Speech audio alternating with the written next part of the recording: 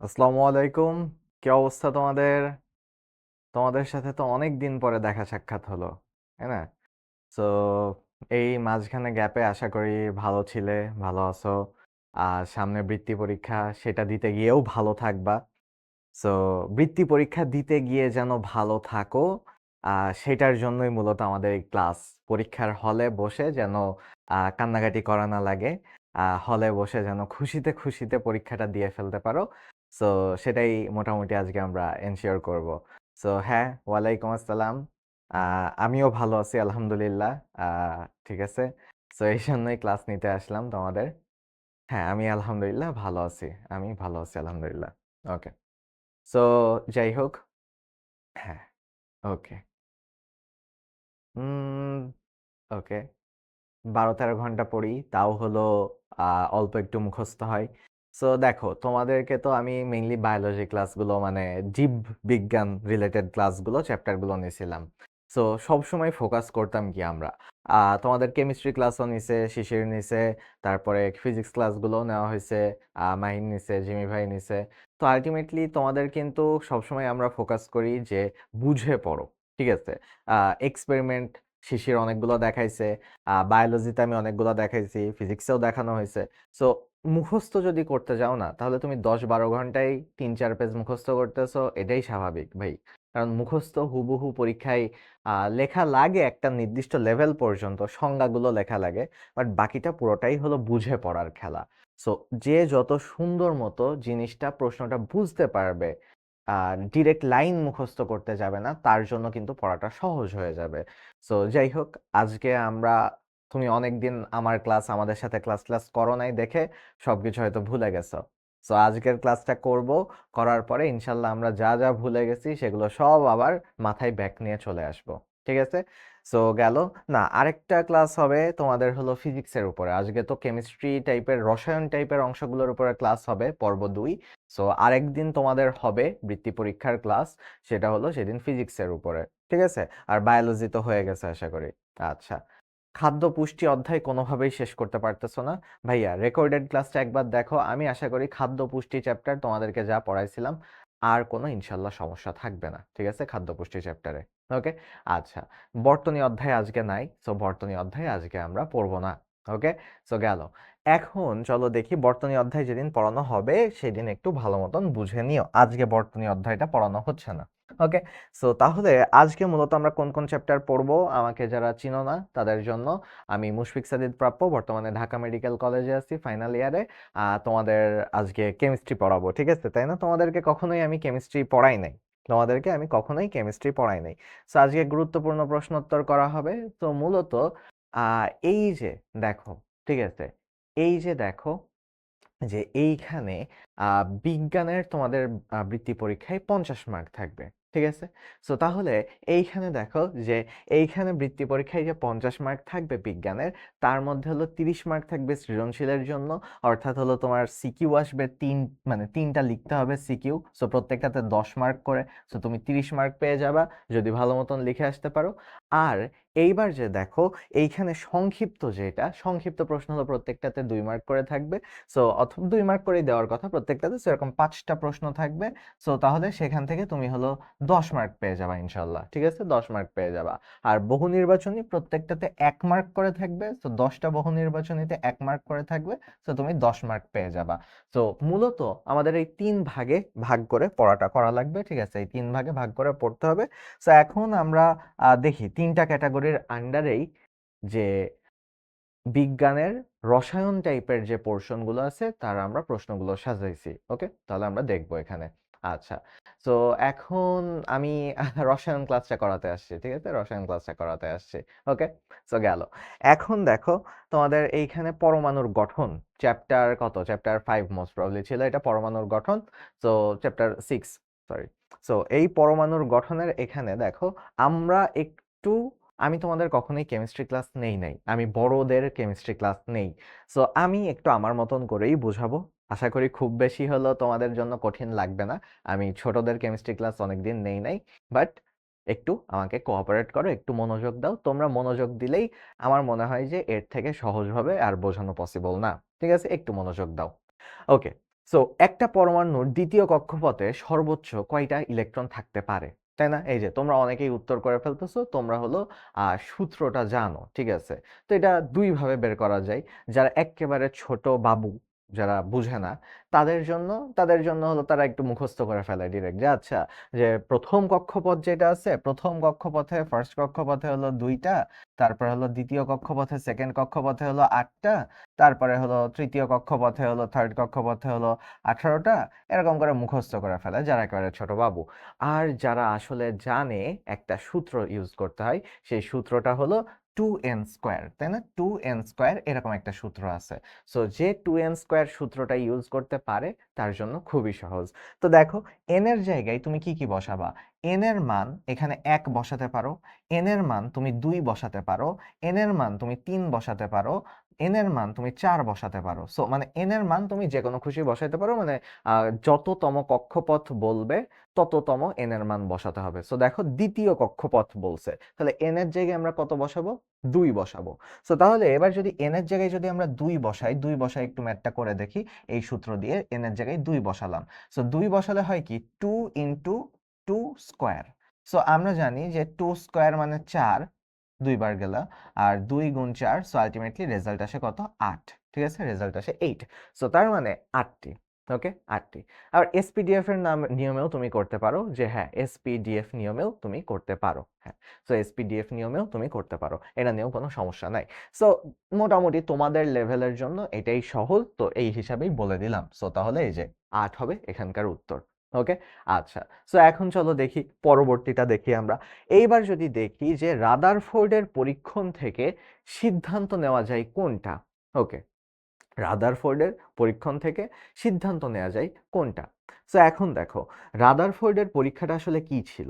রাদারফোর্ডের পরীক্ষা, ওই যে স্বর্ণপাত যে ও পরীক্ষা করছিল, ওর পরীক্ষা দেখে এখানে দেখা গেছিল যে, ওর পরীক্ষা করার পরে এখানে দেখা গেছিল যে, ধরো আমরা যদি একটু আঁকাই, একটা পরমাণু টাইপের যদি আঁকানোর ট্রাই করি, মাঝখানে তো নিউক্লিয়াস থাকে, আর নিউক্লিয়াসের চারিদিকে আমাদের হলো কক্ষপথগুলো, মানে ইলেকট্রনের যে কক্ষপথ সেগুলো থাকে। সো ধরলাম যে এরকম আছে একটা, ধরলাম যে এরকম আছে। সো ও যখন পরীক্ষাটা করলো, পরীক্ষাটা করে দেখলো যে আলো যখন আমরা পাস করি, বা আলো তো না, মানে আলফা রশ্মি যখন আমরা পাস করি, তখন কিছু আলফা রশ্মি আছে যেগুলো এই বরাবর যায়, যে বাড়ি খেয়ে ফেরত চলে আসে, এই বরাবরই ফেরত চলে আসে। আর কিছু আলফা রশ্মি বাড়ি খেয়ে একটু অন্যদিকে চলে যায়। ঠিক আছে, তোমরা এই এক্সপেরিমেন্টটা দেখছো মনে হয়, যখন তোমরা একাডেমিক ক্লাস করছো তখন তোমরা দেখছো। আর কিছু আলফা রশ্মি সরাসরি অপোজিট সাইডে চলে যায়। তো তখন ও কয়েকটা সিদ্ধান্ত নিল। দেখো, ও তাহলে 3 রকমের রশ্মি পাইলো, আমি যে আঁকাইলাম এর মধ্যে 3 রকমের রশ্মি পেলাম। এক, সোজাসুজি গিয়ে বাড়ি খেয়ে চলে আসছে, মানে অনেকটা দেয়ালের মতো এরকম বাড়ি খেয়ে চলে আসছে, বাড়ি খেয়ে চলে আসছে। সো তাহলে 1 নাম্বার পেলাম, বাড়ি খেয়ে চলে আসছে যেসব রশ্মিগুলো। So 1 number. বাড়ি খেয়ে চলে আসছে যেই জায়গা থেকে, সেগুলো হলো আসলে কি জানো, সেটা হলো আসলে নিউক্লিয়াস। কারণ নিউক্লিয়াস অনেক ভারী, তো এই জন্য ভারী জিনিসকে ধাক্কা দিয়ে সরাইতে পারে নাই, বাড়ি খেয়ে চলে আসছে। ওকে, প্লাস ওটা হলো পজিটিভ চার্জ। সো গেল একটা হিসাব। আর বেশিরভাগ জায়গায় রশ্মিগুলো, আলফা কণাগুলো চলে গেছে, কারণ বেশিরভাগ জায়গায় ফাঁকা ছিল। সো তাহলে এই যে 2 নাম্বার একরকম পেলাম, যে ওকে, যে ফাঁকা মানে সোজাসুজি চলে গেছে যারা, সেগুলো আসলে বোঝাইতেছে যে এগুলোতে নিউক্লিয়াস ছিল না, এই জায়গাগুলোতে ফাঁকা ছিল। গেল। আর কিছু আছে, আর 3 রকম রশ্মি বললাম, তো আরেকটা আছে ওই যে একটু বাঁকায়ে গেছে। সো ওইটা হলো ধরো যে 3 নাম্বার। সো ওই বাঁকানোগুলো দিয়েও বোঝা যায় যে নিউক্লিয়াসই আছে। সো তার মানে আসলে যে সিদ্ধান্ত যে নিল রাদারফোর্ড, সিদ্ধান্ত যে নিল, আচ্ছা, সো বুঝো নাই, আচ্ছা আমি বলি। দেখো, মাঝখানে একটা নিউক্লিয়াস আছে, চারপাশে পুরো ফাঁকা, ইলেকট্রন আছে, বাট ইলেকট্রনগুলো খুবই হালকা দেখে ফাঁকা। সো যখন রাদারফোর্ড এখান থেকে একটা মেশিন থেকে একটা কণা ছুঁড়ে মারলো, তো কণাগুলো যখন এই নিউক্লিয়াসকে এসে আঘাত করলো, তখন ওরা বাড়ি খেয়ে আবার ফেরত চলে গেল। বল যেরকম আমরা ছুঁড়ে মারলে বল আবার ফেরত চলে আসে, ওরকম। এখন অনেকগুলো ছুঁড়ে মারছে, এখান থেকে একটা ছুঁড়ে মারছে, ও সোজাসুজি চলে গেছে, এখান থেকে একটা ছুঁড়ে মারছে, সোজাসুজি চলে গেছে, এখান থেকে ছুঁড়ে মারছে, সোজাসুজি চলে গেছে, এখান থেকে ছুঁড়ে মারছে, বাড়ি খেয়ে ফেরত আসছে। সো আবার নিচে আবার যখন পাঠাইছে, সোজাসুজি চলে গেছে, আবার নিচে যখন পাঠাইছে, সোজাসুজি চলে গেছে। সো তার মানে ওই যে যেই জায়গাটুকুতে অনলি নিউক্লিয়াস আছে, ওই জায়গাগুলোর আলফা কণা বাড়ি খেয়ে ফেরত যায়।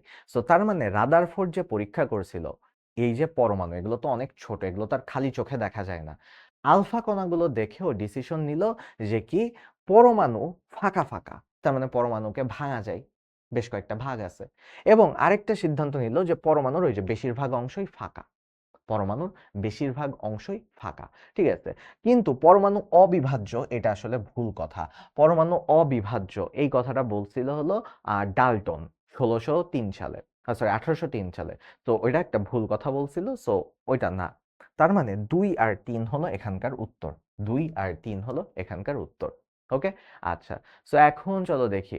আচ্ছা, এটার অ্যানিমেটেড ভিডিও আমাদের অ্যাপে আছে। হ্যাঁ, এটা 2 আর 3 হবে উত্তর, 2 আর 3 হবে উত্তর। আচ্ছা, যারা বুঝো নাই তারা একাডেমিক ক্লাসটা আরেকবার একটু দেখো, তাহলে বুঝে যাবা। ওকে, সো গেল। এইবার যদি আমরা একটু সামনের দিকে যাই, তাহলে দেখব যে কোন মৌলের পরমাণুর বৈশিষ্ট্যকে বোঝানোর জন্য কোন সংখ্যা ব্যবহার করা হয়। আচ্ছা, আচ্ছা। যাদের হলো কোনো ক্লাস, ধরো তোমরা অনেকেই সাজেশন চাচ্ছ যে ভাইয়া বায়োলজিতে আপনি অনেকগুলো ক্লাস নিছিলেন, যেরকম একজনের প্রবলেম হচ্ছে যে ভাইয়া ক্লাসটা করার পরে মুখস্থ করতে প্রবলেম হচ্ছে।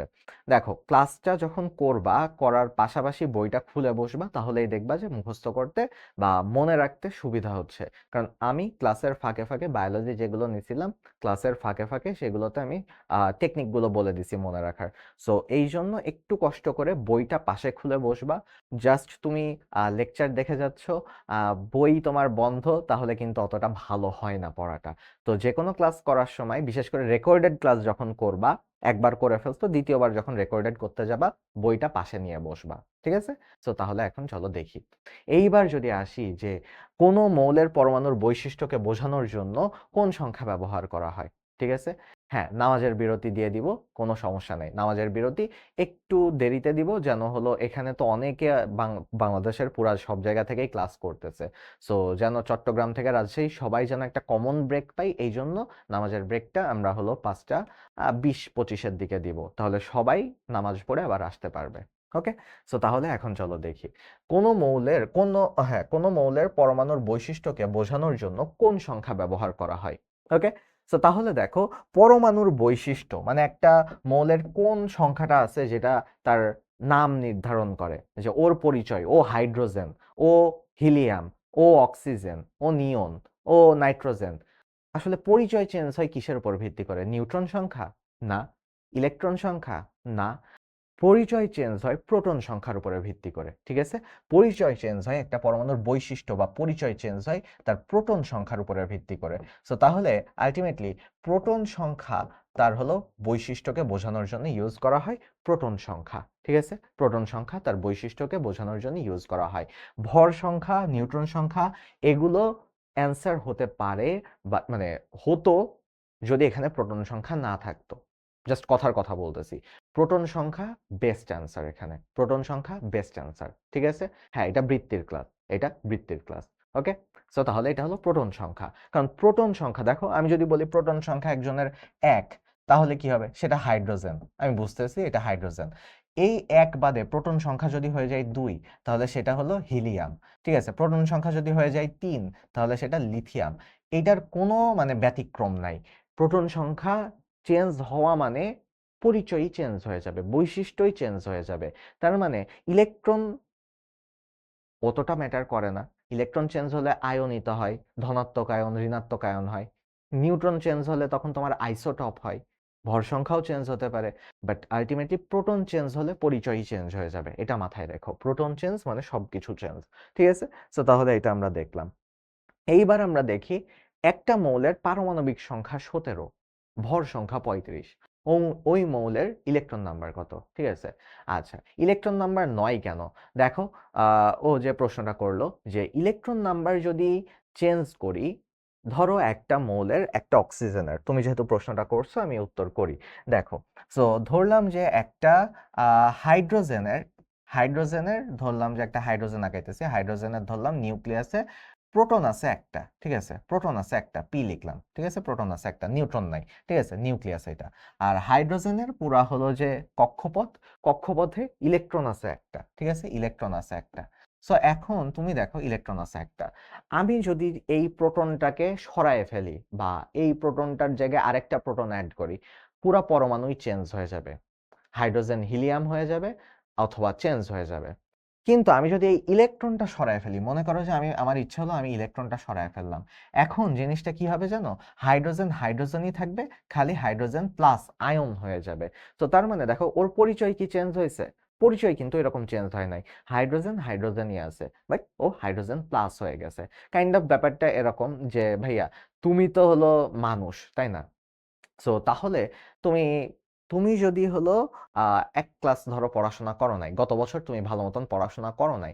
সো তোমার এখন ব্যাপারটা হয়ে গেছে যে আচ্ছা তুমি এখন সবাই বলতেছে যে তোমার পরীক্ষায় একটা খারাপ মার্ক আসছে, কিন্তু তুমি তো ভালো স্টুডেন্ট ছিলে, তাই না? এটা তো তোমার পরিচয়। তোমার পরিচয় কিন্তু চেঞ্জ হয় নাই। তুমি কিন্তু ক্লাস 7 পর্যন্ত ফার্স্ট বয় ছিলে, তুমি ক্লাস 7 পর্যন্ত খুব পড়ুয়া স্টুডেন্ট ছিলে। ধরলাম তুমি ক্লাস 8 এ এসে একটু ফাঁকি ঝুঁকি দিছো। সো ওই অল্প একটু ফাঁকি ঝুঁকি দিলে তোমার পরিচয় চেঞ্জ হবে না। সো ইলেকট্রন চেঞ্জ হলে তোমার পরিচয় চেঞ্জ হয় না, প্রোটন চেঞ্জ হলে তোমার পরিচয় চেঞ্জ হয়। মানে তুমি ছোটবেলা থেকেই পড়াশোনা করো না। সো তার মানে তোমার হলো পরিচয়ই এখন ওইটা, কাইন্ড অফ এটা। ওকে, সো এখন চলো দেখি। এবার যদিও এটা হলো ভালো একটা উদাহরণ হলো না, বাট কথার কথা বললাম। আচ্ছা, সো এখন চলো আমরা দেখি যে হ্যাঁ, নিউট্রন সংখ্যা চেঞ্জ হলে কি হয়? নিউট্রন সংখ্যা চেঞ্জ হলে আইসোটপ তৈরি হয়। আমরা ওই যে পড়ছি দেখো, যে যদি এই জায়গায় হাইড্রোজেনেরটা দিয়েই একটু পরেই দেখব, যদি হাইড্রোজেনের এখানে প্রোটন একটা, মনে করো যে এরকম একটা আছে অবস্থায়, আবার হাইড্রোজেনের এইটাই ধরলাম, আমরা একটু এই সাইডে সরাই নিই, আমরা ধরলাম যে এরকম অবস্থা হয়ে গেছে যে হাইড্রোজেনের ভিতরে প্রোটন একটা আছে, নিউট্রন একটা আছে, ধরলাম যে নিউট্রন একটা আছে, নিউট্রন একটা প্রোটন একটা এরকম হয়ে গেছে, আর বাইরে ইলেকট্রন একটা আছে, ঠিক আছে, বাইরে একটা ইলেকট্রন আছে। ওকে, ধরলাম যে এরকম হয়ে গেছে। এটারে কি বলি আমরা? এটাকে হলো হাইড্রোজেনের আইসোটপ বলি না? কার কার মনে আছে? এইটারে হলো বলি প্রোটিয়াম, এইটারে বলি ডিউটেরিয়াম, এটারে বলি প্রোটিয়াম, এটারে বলি ডিউটেরিয়াম, তাই না? মনে আছে না? আবার আমি যদি সেম কথাই চিন্তা করি, আবার আরেকটা আছে ট্রিটিয়াম বলি। সো দেখো, এগুলোকে যদি নিউট্রন সংখ্যা চেঞ্জ হতো তাহলে সেটাকে আমরা কি বলি? নিউট্রন সংখ্যা চেঞ্জ হলে সেটাকে আমরা আইসোটপ বলি। নিউট্রন আছে মনে করো 2টা, তো নিউট্রন সংখ্যা চেঞ্জ হলে তখন সেটাকে আইসোটপ বলা হয়, ঠিক আছে? তখন আইসোটপ বলা হয়। সো তাহলে এই যে দেখো, তো তার মানে এগুলো কিন্তু সবাই হাইড্রোজেন, সবাই কিন্তু হাইড্রোজেন, এটা নিয়ে কিন্তু কারো কোনো কনফিউশন নাই, কারণ পরিচয় নির্ধারণ হয় প্রোটন দিয়ে। এখন নিউট্রন দিয়ে আইসোটপ নির্ধারিত হয়, নিউট্রন বেশি হলে সেগুলো আইসোটপ হয়ে যাবে। ওকে, সো এখন চলো দেখি, হ্যাঁ ডিউটেরিয়াম ট্রিটিয়াম যারা পড়াশোনা করছো হালকা পাতলা তারা তোমরা বুঝতেছো। এবার এইটার একটু সলভ দিই, তারপরে দেখি এই যে এই চ্যাপ্টারটা করাই, তারপর নামাজের ব্রেক দিচ্ছি। ওকে, সো এখন চলো আমরা দেখি যে একটা মৌলের পারমাণবিক সংখ্যা 17, ভর সংখ্যা 35, এই মৌলের নিউট্রন সংখ্যা কত? সো আমরা যারা জানি যে ভাইয়া ভর সংখ্যা মানে নিউট্রনের সংখ্যা প্লাস প্রোটনের সংখ্যা, এটাকে বলি ভর সংখ্যা। সো তার মানে নিউট্রন প্লাস প্রোটন হলো 35। অন্যদিকে পারমাণবিক সংখ্যা, পারমাণবিক সংখ্যা মানে প্রোটনের সংখ্যা, প্রোটন সংখ্যা হলো 17। সো এখন দেখো তো, খুবই সহজ হিসাব না? যে ভাইয়া এ তো কি দুধ ভাত পড়াইতেছেন আপনি, এ তো ছোটবেলার পড়া। নিউট্রন প্লাস প্রোটন, দেখো neutron plus proton equals to 35, ঠিক আছে? 35, আচ্ছা বাংলায় লিখি 35। ওকে, এইবার আসি, প্রোটন কত বলা আছে? পারমাণবিক মানেই প্রোটন। সো এগুলো জাস্ট টার্ম শিখতে হয়। মানে তোমার জন্য কি জানো চ্যালেঞ্জিং কি পরীক্ষার হলে? যে ভর সংখ্যা মানে নিউট্রন প্লাস প্রোটন, এইটুকু বুঝতে হবে। তোমার জন্য চ্যালেঞ্জিং হলো পারমাণবিক সংখ্যা মানে প্রোটন সংখ্যা, এটা তোমার বুঝতে হবে, ঠিক আছে? বাকি সবকিছুই সহজ, ছোটবেলার যোগ বিয়োগ, ঠিক আছে? 17। সো এইবার আমরা যদি এরকম বিয়োগ করি যে আচ্ছা ভাইয়া বিয়োগ করে দিই, এটা পুরোটুকু বিয়োগ করে দিই। সো বিয়োগ করলে কি হবে? এই জায়গায় একটা মাইনাস সাইন আসবে, এখানে একটা মাইনাস সাইন আসবে, তখন কি হয়? এই প্রোটন প্রোটন বিয়োগ হয়ে গেল, তাই না? প্রোটন প্রোটন বিয়োগ হয়ে গেল, তাহলে আলটিমেটলি কি থাকে? নিউট্রন তো আর বিয়োগ হচ্ছে না, নিউট্রন নিউট্রনের মতন থাকতেছে। সো নিউট্রন থেকে গেল, নিউট্রন ইকুয়ালস টু কত আসবে রেজাল্ট? 35 থেকে 17 বাদ দিলে কত হয়? 15 থেকে 7 বাদ দিলাম 8, ওই 1 এখানে আসলো 2, 3 থেকে 2 বাদ দিলাম 1, 18। তো তাহলে নিউট্রন সংখ্যা কত হয়ে গেল? 18 হয়ে গেল, ঠিক আছে? ওকে, তো এখন চলো দেখি, বিরতি হবে তোমাদের 10 মিনিটের বিরতি দিব, তাহলে হয়ে যাবে 10-15 মিনিটের, 10 মিনিটের একটা বিরতি দিই। আচ্ছা, তো তাহলে দেখো 18, উত্তর হলো 18, তাই না? 18 হলো উত্তর। তো তাহলে সহজ জিনিসপাতি এবার, এইবার যদি যাই Na প্লাস এর ইলেকট্রন সংখ্যা কত? ঠিক আছে, Na প্লাস এর ইলেকট্রন সংখ্যা কত? ওকে, আচ্ছা, তো এখন চলো আমরা দেখি যে এইখানে, হ্যাঁ 10 মিনিটের দিলেই আশা করি হয়ে যাবে। আচ্ছা। সো এখন চলো দেখি যে Na+ এর ইলেকট্রন সংখ্যা কত? দেখো ইউজুয়ালি এই যে আমরা যখন সোডিয়াম আঁকাই, ঠিক আছে? সোডিয়াম যদি আমি আঁকাই যে আচ্ছা ভাইয়া সোডিয়াম তো আঁকাইতেছি। আচ্ছা, সোডিয়ামের নিউক্লিয়াস আঁকাইলাম। এরপরে হলো আমরা সোডিয়ামের বাকিগুলো আঁকাইলাম। সোডিয়ামের হলো কক্ষপথ আছে হলো ৩ টা। সো সোডিয়ামের বাকিটুকু আঁকায় ফেললাম। ওকে। ওকে। ৩ টা কক্ষপথ আছে। তো তার মানে সোডিয়ামের ক্ষেত্রে সোডিয়ামের পারমাণবিক সংখ্যা ১১। সোডিয়ামের পারমাণবিক সংখ্যা হলো ১১। সো তার মানে ওর আমার ১১ টা ইলেকট্রন দিতে হবে। সোডিয়াম যদি আমি আসলেই আঁকাতে চাই তাহলে আমার ১১ টা ইলেকট্রন দিতে হবে। তো চলো একটু ১১ টা ইলেকট্রন সুন্দর করে দিই। সো এখানে একটা ইলেকট্রন, সবুজ কালারগুলো মনে করো ইলেকট্রন, ঠিক আছে? এখানে না দিই, এখানে দিই। এখানে একটা ইলেকট্রন, দেখো প্রথম কক্ষপথে ২ টা ইলেকট্রন ধরে। আচ্ছা দিলাম। দ্বিতীয় কক্ষপথে যেন কয়টা ইলেকট্রন ধরে? তোমরা বললা ৮ টা ইলেকট্রন ধরে। সো তাহলে দ্বিতীয় কক্ষপথে ৮ টা ইলেকট্রন ধরে। তাহলে আমরা দেখলাম যে দ্বিতীয় কক্ষপথে ৮ টা ইলেকট্রন ধরে। সো তাহলে ২ আর ৮ এ কত হলো? ২ আর ৮ এ ১০ হলো। এখনো কয়টা ইলেকট্রন দিতে হবে? আরো একটা ইলেকট্রন দিতে হবে। ঠিক আছে? তাহলে এবার আরেকটা ইলেকট্রন এখানে দিয়ে দিলাম। সো দেখো তো টোটাল ইলেকট্রন কয়টা হয়েছে? টোটাল সবুজ ডট কয়টা হয়েছে? ১, ২, ৩, ৪, ৫, ৬, ৭, ৮, ৯, ১০, ১১। ওকে? ১১ টা ইলেকট্রন, ভালো কথা। কিন্তু, কিন্তু সোডিয়াম প্লাস মানে ইলেকট্রন কি হয়েছে? দেখো অনেকে ভুল করতেছো। সোডিয়াম প্লাস মানে যদি আমার প্রশ্ন থাকতো, যদি দেখো এইখানে প্রশ্ন কতগুলো দেখো। যদি আমার প্রশ্ন হতো যে সোডিয়ামে ইলেকট্রন কত? সোডিয়ামে ইলেকট্রন কত? সোডিয়ামের ইলেকট্রন যদি জিজ্ঞেস করতো তাহলে উত্তর হতো ১১। উত্তর হতো ১১। কিন্তু সোডিয়াম প্লাস মানে কি? সোডিয়াম প্লাস মানে একটা ইলেকট্রন চলে গেছে। সোডিয়াম প্লাস মানে একটা ইলেকট্রন চলে গেছে। ঠিক আছে? সোডিয়াম প্লাস মানে একটা ইলেকট্রন চলে গেছে। এবার দেখো তো তাহলে কয়টা ইলেকট্রন থাকবে? কয়টা ইলেকট্রন থাকবে? সোডিয়াম প্লাসের তো একটা ইলেকট্রন চলে গেছে।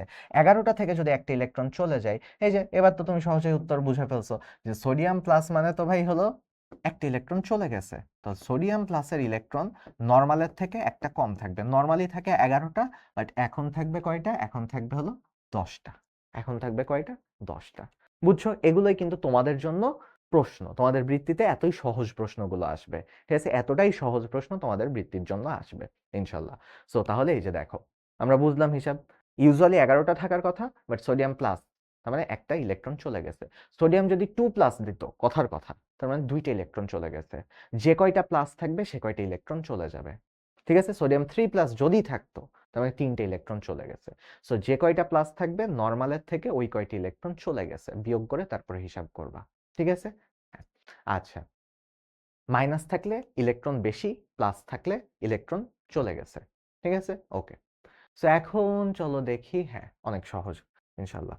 সো এখন চলো আমরা দেখি যে এই যে শর্ট কোশ্চেন, তোমাদের ২২ বাজে তো, আচ্ছা তাহলে একটু নামাজের ব্রেক দিয়ে দিই। নামাজের ব্রেক দিয়ে তোমাদের হলো তারপরে আমি এই চ্যাপ্টারটার বাকিগুলোতে আসতেছি। সো এখন হলো একটু ব্রেক দিয়ে দিই। ওকে? সো তারপর ব্রেকের পরে সবাই চলে আসো ইনশাল্লাহ। ব্রেক হলো বাজে কয়টা? ৫টা ৫টা ২২ বাজে। ঠিক আছে? সো ৫টা ২২ থেকে তোমাদেরকে ধরো আসতে আসতে তোমাদের তো একটু টাইম লেগেও যাবে। ৫টা ৩২ পর্যন্ত দিলাম, ৩৫-এর মধ্যে চলে আসো। ঠিক আছে? আচ্ছা। ওকে। ঠিক আছে। ঠিক আছে। Thank you Asma, thank you.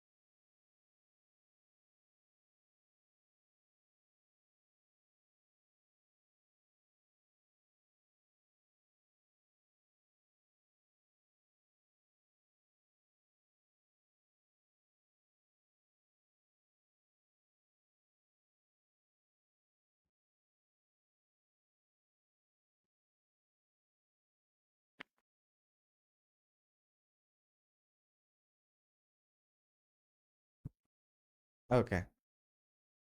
So গেল। রসায়ন ক্লাস তো এখনই হচ্ছে। ঠিক আছে? আচ্ছা, আচ্ছা। সো গেল। এখন আমরা চলো একটু যাই সামনে, শর্ট কোয়েশ্চেন গুলো সলভ করি। আচ্ছা, সো দেখো, এখন ম্যাগনেসিয়াম পরমাণুর প্রোটন সংখ্যা 12, ভর সংখ্যা 24। ওকে, তাহলে এইখানে মৌলটির নিউট্রন সংখ্যা কত? একই প্রশ্ন ঘুরায় ফেরায় করা হয়েছে, তবে শর্ট কোয়েশ্চেন, সো একটু গুছায় লিখবা। লিখবা যে ভর সংখ্যা, আমরা জানি ভর সংখ্যা মানে হলো কি, ভর সংখ্যা মিন্স হলো নিউট্রন যোগ প্রোটন সংখ্যা, তাই না? নিউট্রন যোগ প্রোটন, ভর সংখ্যা মানে নিউট্রন যোগ প্রোটন, এইভাবে লিখতে পারো। সো একটু গুছায় লিখবা যেন এটাতে তোমাকে 2 মার্ক দেয়। তো আলটিমেটলি নিউট্রন যোগ প্রোটন, আর অন্যদিকে প্রোটন সংখ্যা তো বলাই রয়েছে 12। সো এইটা যদি হয় ইকুয়ালস টু 24, আর ওইদিকে বলাই রয়েছে যে প্রোটন সংখ্যা বলা আছে কত? প্রোটন সংখ্যা বলা আছে 12। সো প্রোটন সংখ্যা বলা আছে 12। সো প্রোটন সংখ্যা বলা আছে 12। সো তাহলে 12। তো এখন তাহলে অতএব তাহলে নিউট্রন সংখ্যা কত হবে? নিউট্রন সংখ্যা হবে 24 যোগ 12। এইভাবে যদি তুমি লিখে দাও একটু গুছায়, আমরা জানি টানি এগুলো শব্দগুলো ইউজ করে, তাহলে তোমার দেখা যাবে যে পরীক্ষায় সুন্দর করে 2 মার্ক দিয়ে দিছে। তাহলে এই যে 12, তার মানে মৌলটির নিউট্রন সংখ্যা কত হবে? মৌলটির নিউট্রন সংখ্যা 12 হবে, তাই না? ওকে, সহজ। এখন চলো আমরা দেখি যে এইবার ট্রিটিয়াম আইসোটোপ কেন হয়। ঠিক আছে, কেন যদিও লেখা রয়েছে, কেন হয় বা কিভাবে হয় ট্রিটিয়াম আইসোটোপ, তাই না? সো এখন এইবার যদি আমরা দেখি যে ট্রিটিয়াম আইসোটোপ, আমার বিয়ে না, তৌহিদ ভাইয়ের বিয়ের অনুষ্ঠান হচ্ছে, ঠিক আছে? সো এখন ট্রিটিয়াম আইসোটোপ কিভাবে হয়? ট্রিটিয়াম আইসোটোপ দেখো, আমি তোমাদেরকে একটু আগে দেখালাম। আমরা যদি ছবিটার দিকে একটু তাকাই, যে যখন হাইড্রোজেনের তো নিউক্লিয়াস আছে, হাইড্রোজেনের 3টা হাইড্রোজেনের নিউক্লিয়াস থাকে, চলো ঠিক আছে, 3টা হাইড্রোজেনের নিউক্লিয়াস থাকে। ওকে, সো 3টা হাইড্রোজেনের নিউক্লিয়াস থাকে। সো আর নিউক্লিয়াসের চারিদিকে একটা করে হলো রিং দিই, কারণ হাইড্রোজেনের একটা করেই হলো তোমার কি বলে, বা একটা করে ইলেকট্রন। সো হাইড্রোজেনের এত বেশি ইলেকট্রন দিয়ে লাভ নাই। সো এখন প্রত্যেকটা হাইড্রোজেনের ভিতরে একটা করে প্রোটন থাকা ফরজ, মানে প্রোটন থাকবেই। প্রোটন একটা আছে যার, সেই হাইড্রোজেন। সো প্রোটন একটা আছে যার, সেই হলো হাইড্রোজেন। আর ইলেকট্রন একটা করে থাকে, বা আমরা ধরে নিলাম যে ইলেকট্রন একটা করে আছে, ঠিক আছে? ইলেকট্রনও তাহলে ধরে নিলাম যে আচ্ছা ইলেকট্রন একটা করে চারপাশে ঘুরতেছে। কিন্তু ইলেকট্রন, এবার দেখো নিউট্রন, নিউট্রন কম বেশি থাকতে পারে। নিউট্রন কম বেশি থাকতে পারে। নিউট্রন কম বেশি থাকলে তাকে আইসোটপ বলা হয়। প্রোটন সেম বাট নিউট্রন কম বেশি, তখন সেগুলোকে আইসোটপ বলা হয়। সো একটু চলো দেখে নিই তাহলে কিভাবে কি হতে পারে। দেখো, এইটার নিউট্রন নাই, কোনো নিউট্রন নাই, নিউট্রন এখানে 0। তো ধরলাম যে এখানে কোনো নিউট্রন নাই, নিউট্রন হলো 0। সো তাহলে এদেরকে ডাকা হয় কি, নিউট্রন যদি 0 হয় আর প্রোটন যদি একটা হয়, তাহলে একে ডাকা হয় প্রোটিয়াম ডাকা হয়, ঠিক আছে? এটাকে ডাকা হয় প্রোটিয়াম, ঠিক আছে? এটাকে ডাকা হয় প্রোটিয়াম। এটাকে ডাকা হয় প্রোটিয়াম, হাইড্রোজেনই বাট প্রোটিয়াম। মানে আবার ভাই বোনা যে ভাই প্রোটিয়াম কি, হাইড্রোজেন, হাইড্রোজেনেরই একটা ভার্সন হলো প্রোটিয়াম। নিউট্রন যদি থাকে একটা, নিউট্রন যদি থাকে একটা, নিউট্রন যদি থাকে একটা, তখন এটাকে ডাকা হয় ডিউটেরিয়াম, ঠিক আছে? এটাকে তখন ডাকা হয় ডিউটেরিয়াম, ডিউটেরিয়াম, ডিউটেরিয়াম, ঠিক আছে? ডিউটেরিয়াম।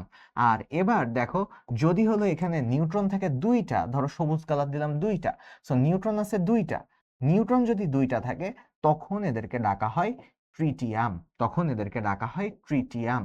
সো তাহলে এখন তোমার পরীক্ষায় আসছে যে ট্রিটিয়াম কেন হয়, এটা ব্যাখ্যা করো। তখন তোমার এই পুরো জিনিসটাই মোটামুটি ব্যাখ্যা করতে হবে, যে ট্রিটিয়াম হলো, কিভাবে লিখবে বা সেটা বলি। ট্রিটিয়াম হলো হাইড্রোজেনের আইসোটপ। আমরা জানি আইসোটপ মানে হলো প্রোটন সংখ্যা সমান বাট নিউট্রন সংখ্যা ডিফারেন্ট। তো হাইড্রোজেনের 3 রকমের আইসোটপ আছে, protium, deuterium, tritium. So tritium তখনই হয় যখন একটা প্রোটন থাকে আর 2টা নিউট্রন থাকে। এই ক্ষেত্রটাকে বা এই ঘটনাটাকে বা এই রকম যে আইসোটপটাকে আমরা ট্রিটিয়াম বলি। সো কেন ট্রিটিয়াম হয়? নিউট্রন 2টা থাকলেই ট্রিটিয়াম হয়। ওকে, আচ্ছা। সো তাহলে এখন দেখি পরীক্ষা কবে। তোমাদের তো এই যে বৃত্তি পরীক্ষা তো এক এক স্কুলে এক এক রকম টাইমে দিছে, বা এক একটা ভাগ ভাগ করে দিছে না? বৃত্তি পরীক্ষা তো এই যে ডিসেম্বরের শেষের দিকে 29-30 তারিখেই তো মনে হয়, মোস্ট প্রবাবলি। আচ্ছা, সো এখন চলো দেখি আইসোটপ কেন হয়। ঠিক আছে, আইসোটপ কেন হয় একজন প্রশ্ন করছো। এই যে আইসোটপ হয় নিউট্রন সংখ্যার পার্থক্যের কারণে। সো তাহলে মূল যদি উত্তর কেউ এক লাইনে লিখতে চাও, যে ভাইয়া এক লাইনে উত্তরটা লিখে দেন, অনেকেই বলতেছে এক লাইনে উত্তরটা লিখে দেন, তাহলে নিউট্রন সংখ্যার পার্থক্য এইটা আর কি থাকতে হবে, বা এই কথাটা আরো ব্যাখ্যা করতে হবে আর কি। ছবিটা আঁকায় দিবা তাহলেই হয়ে যাবে, নিউট্রন সংখ্যার পার্থক্য। সংক্ষিপ্ত প্রশ্ন যদিও, সো তাহলে এটা ছবি না আঁকালেও চলে। তো জাস্ট লিখবা যে নিউট্রন সংখ্যার পার্থক্যের জন্যই মূলত ট্রিটিয়াম আইসোটোপটা আসে। যদি দুইটা নিউট্রন থাকে তাহলে তখন সেটাকে আমরা ট্রিটিয়াম বলি। ওকে, আচ্ছা। সো এখন চলো দেখি, হ্যাঁ 28 থেকে 31 তারিখ বৃত্তি পরীক্ষা। এখন চলো আমরা দেখি যে এইবার আইসোবার কি, ঠিক আছে। আইসোবার কি? আইসোবার হলো ভর সংখ্যা ডিফারেন্ট হলে, কিন্তু তোমাদের ভর সংখ্যা যদি ডিফারেন্ট হয় তখন সেটাকে আইসোবার বলা হয়, ঠিক আছে। সো আইসোবারের কাহিনী এখানে আপাতত আমাদের জানতে হবে না, প্রোটন সংখ্যা সেম, সরি ভর সংখ্যা সেম হলে আইসোবার বলা হয়। সো এখানে আপাতত আমাদের বলা নাই, যেহেতু আমি আপাতত এটা তুললাম না। পড়ালে তো অনেক কিছুই পড়ানো যায়, ক্লাস 8-এর হিসাবে তোমাদের যেইটুকু লাগবে সেইটুকুই পড়ো। ওকে, আচ্ছা। এইবার আসো, পরমাণু কেন আয়নে পরিণত হয় তা উদাহরণ সহ ব্যাখ্যা করো।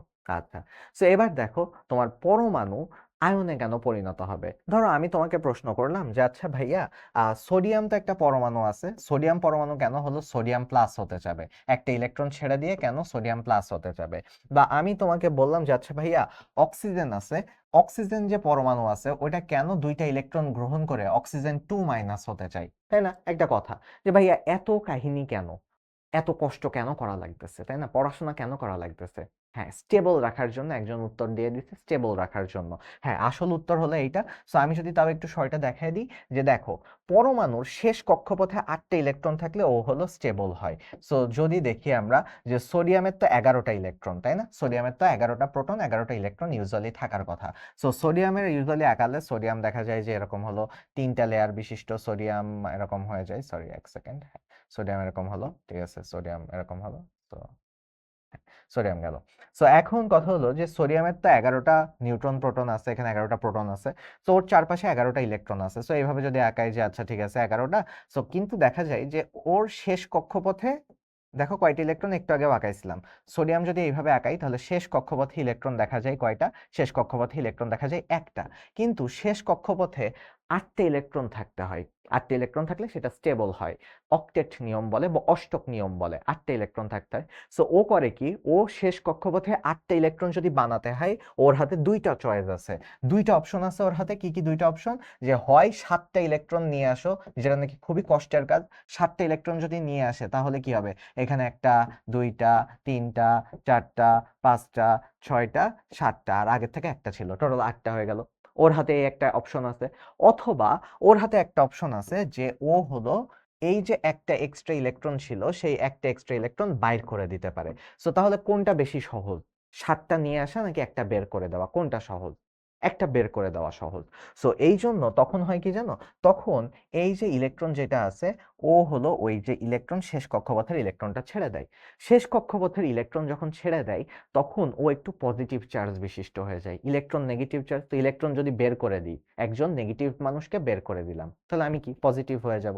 সো তাহলে ওই সময় স্থায়ী হওয়ার জন্য, স্টেবল হওয়ার জন্য, শেষ কক্ষপথে 8টা পূরণ করার জন্য, 8টা ইলেকট্রন রাখার জন্য, তাহলে ও তখন আয়নে পরিণত হয়। সো এই ব্যাখ্যাটাই যদি তুমি পরীক্ষার খাতায় লিখে দিয়ে আসতে পারো তাহলে মোটামুটি কাজ হয়ে যাবে, যে শেষ কক্ষপথে অষ্টক নিয়ম মেনে স্থিতিশীল করার জন্য, অষ্টক নিয়ম মেনে স্থিতিশীল করার জন্য তোমার হলো এটা করা হয়, অষ্টক নিয়ম মেনে স্থিতিশীল করার জন্য ও আয়নে পরিণত হয়, স্থিতিশীল।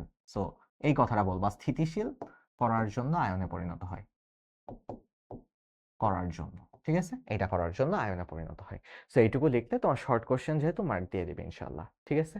আচ্ছা, নিষ্ক্রিয় গ্যাস হওয়ার জন্য না, নিষ্ক্রিয় গ্যাসের মতো গঠন পাওয়ার জন্য। এটা কি যখন একটা ইলেকট্রন ছেড়ে দিল কি নিষ্ক্রিয় গ্যাস হয়ে গেল, না, নিষ্ক্রিয় গ্যাসের মতো ইলেকট্রন বিন্যাস হলো, ঠিক আছে। সো তাহলে এখন আরেকবার যদি বলি যে শেষ কক্ষপথে 8টা ইলেকট্রন থাকলে ওটা স্থিতিশীল হয়। সো প্রত্যেকটা মানুষই জীবনে তো স্থিতিশীল হতে চায়। সো এই যে গ্যাসগুলো বা এই যে মৌলগুলো এরাও জীবনে স্থিতিশীল হতে চায়। তো শেষ কক্ষপথে একটা ইলেকট্রন ছিল ওর। সো এই একটা ইলেকট্রন ওর ভাল লাগতেছিল না। তো ওই একটা ইলেকট্রনটা ও বের করে দিল, বের করে ও আয়নিত হয়ে গেল, আয়নে পরিণত হয়ে গেল, বাট ও জীবনে স্থিতিশীল হয়ে গেল। ঠিক আছে?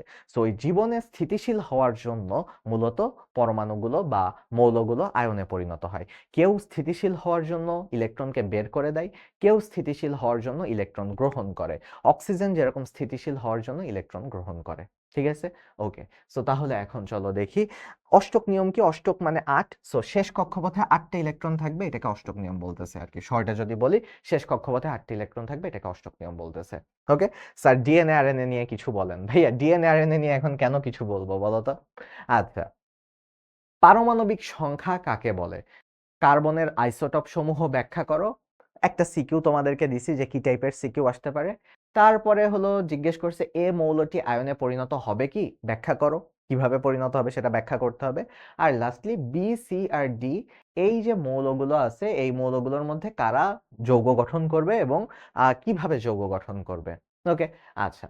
পরমাণু হলো মৌলের সবথেকে ক্ষুদ্রতম অংশকে, সবথেকে ছোট পার্টকে বলা হয় পরমাণু। ঠিক আছে? সো এখন হ্যাঁ, পরমাণু আয়ন হতে চায় স্থিতিশীল হওয়ার জন্য, এটা হলো মানে সহজ জিনিস। আচ্ছা, ঠিক আছে। বায়োলজি রিলেটেড কথা আজকে না। বায়োলজি আমি পড়াই, বাট আজকে বায়োলজি রিলেটেড কথা না। ঠিক আছে? পারমাণবিক সংখ্যা কাকে বলে? একটা মৌলের পরমাণুর প্রোটন সংখ্যাকেই তার পারমাণবিক সংখ্যা বলে। সো একটা মৌলের বা পরমাণুর একটি আর কি, একটা না বলি, মৌলের বা পরমাণুর প্রোটন সংখ্যাকে প্রোটন সংখ্যাকে পারমাণবিক সংখ্যা বলে। ঠিক আছে? প্রোটন সংখ্যাকে পারমাণবিক সংখ্যা বলে। সো তাহলে এটা গেল। বা আরেকটু ভালো করে বলতে পারো যে একটা মৌলের বা পরমাণুর নিউক্লিয়াসের প্রোটন সংখ্যাকে পারমাণবিক সংখ্যা বলে। ঠিক আছে? আচ্ছা, এখন চলো আমরা দেখি কার্বনের আইসোটপ সমূহ ব্যাখ্যা করো। কার্বনের আইসোটপ তোমাদের বইতে দেখো সুন্দর করে লেখা আছে, 3টা আইসোটপ আছে কার্বনের। কার্বনের আইসোটপ আছে 3টা। কার্বনের তো পারমাণবিক সংখ্যা তো 6, তাই না? কার্বনের পারমাণবিক সংখ্যা 6। তার মানে ওর হলো প্রোটন 6টা। কিন্তু ওর 12টা, ওর মানে 12 হতে পারে ভর সংখ্যা, উপরে তো ভর সংখ্যা লিখি, 13 হতে পারে ভর সংখ্যা, অথবা 14 হতে পারে ভর সংখ্যা। সো কার্বনের এই 3টা আইসোটপ সম্ভব। তো দেখি আমরা একটু অল্প অল্প করে কথা বলে যাই। সো কার্বনের প্রথম যে আইসোটপটার সাথে আমরা কথা বলতেছি, এখানে প্রোটন সংখ্যা কত? এখানে প্রোটন হলো 6টা। কার্বনের প্রথম যে আইসোটপ, এখানে প্রোটন হলো 6টা।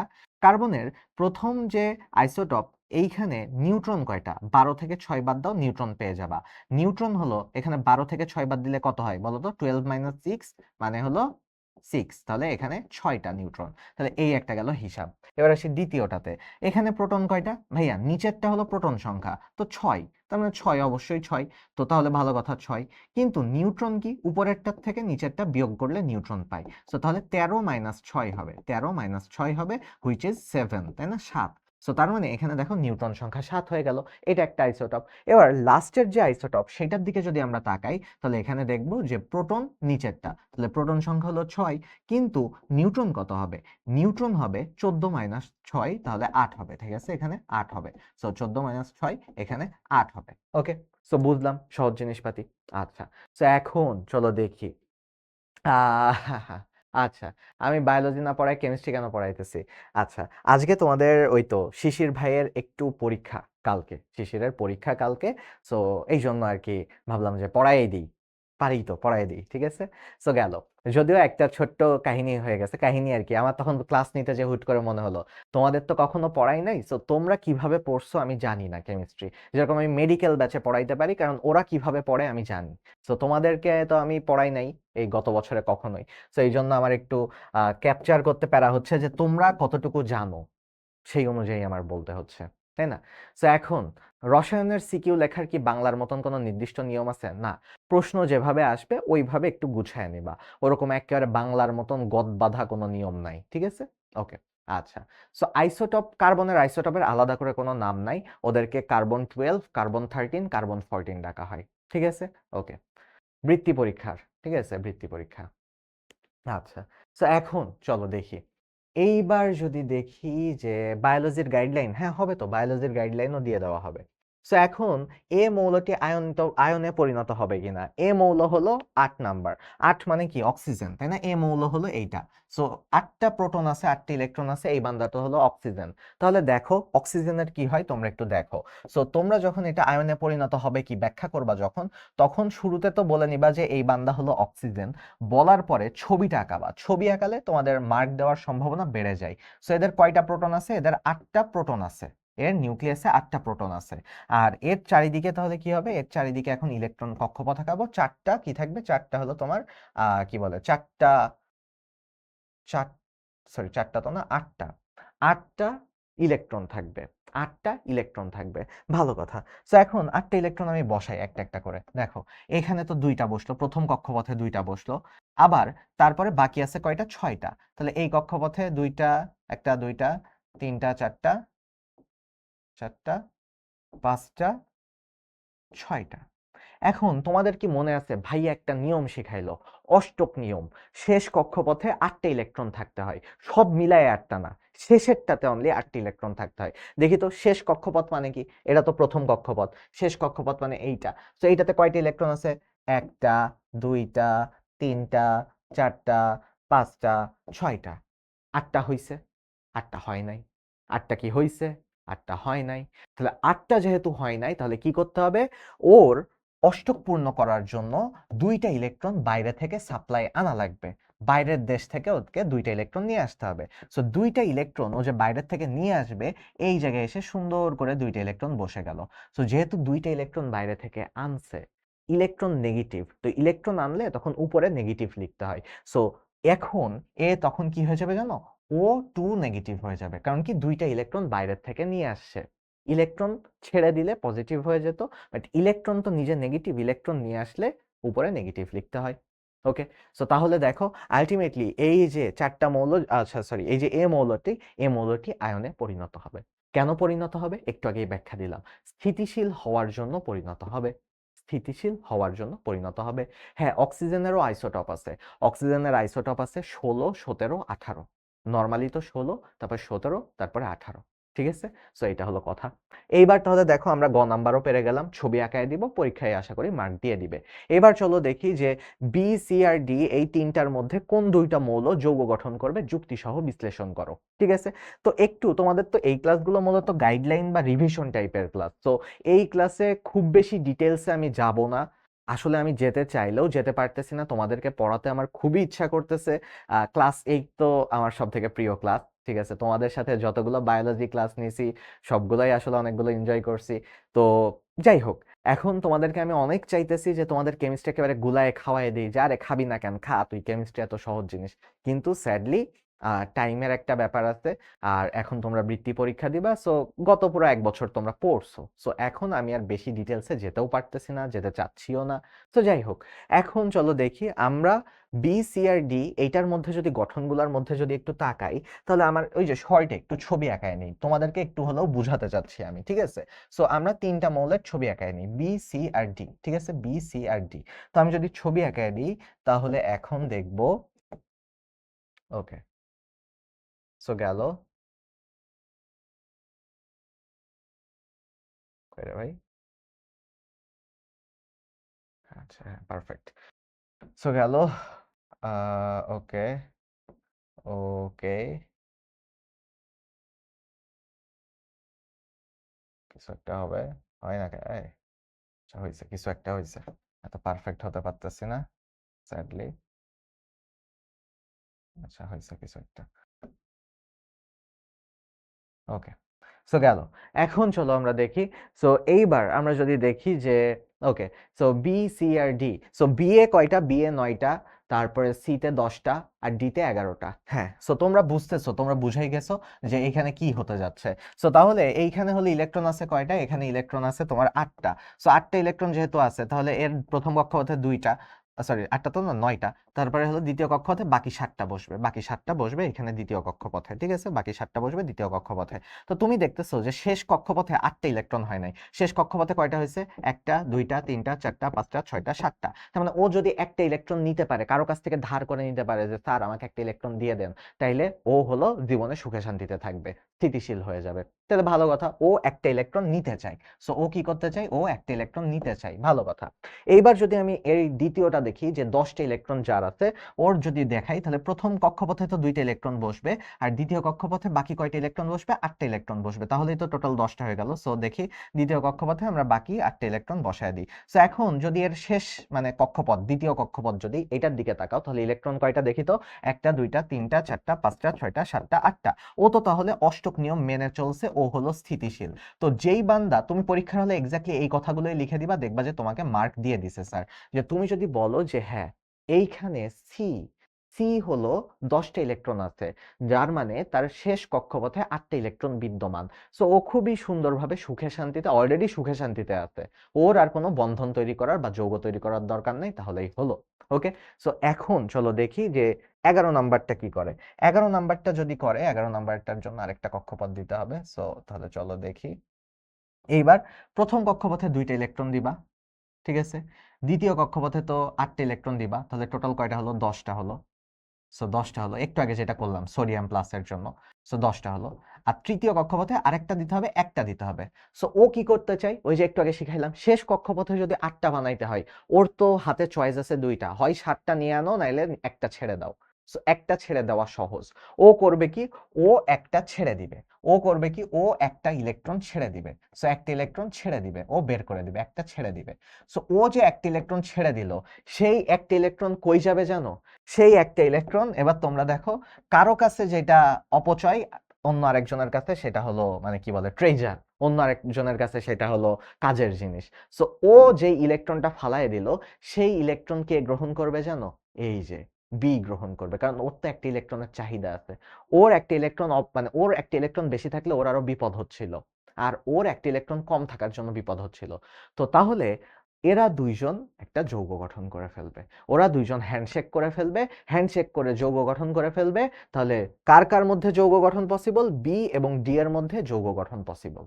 বি এবং ডি এর মধ্যে যৌগ গঠন পসিবল। ঠিক আছে? এই যে এতক্ষণ যা বলছি এটা তো ভাই যুক্তিই বলতেছি। আচ্ছা, এটা NaCl না, এটা হলো NaF হবে। ঠিক আছে? এটা NaF হবে। সো এখন তোমরা যারা জানতে চাচ্ছ যে ভাইয়া যুক্তির মাধ্যমে কেমনে লিখবো, সো দেখো যুক্তির মাধ্যমে এইভাবে লিখবো। যা বললাম এতক্ষণ সেটাই তো যুক্তি।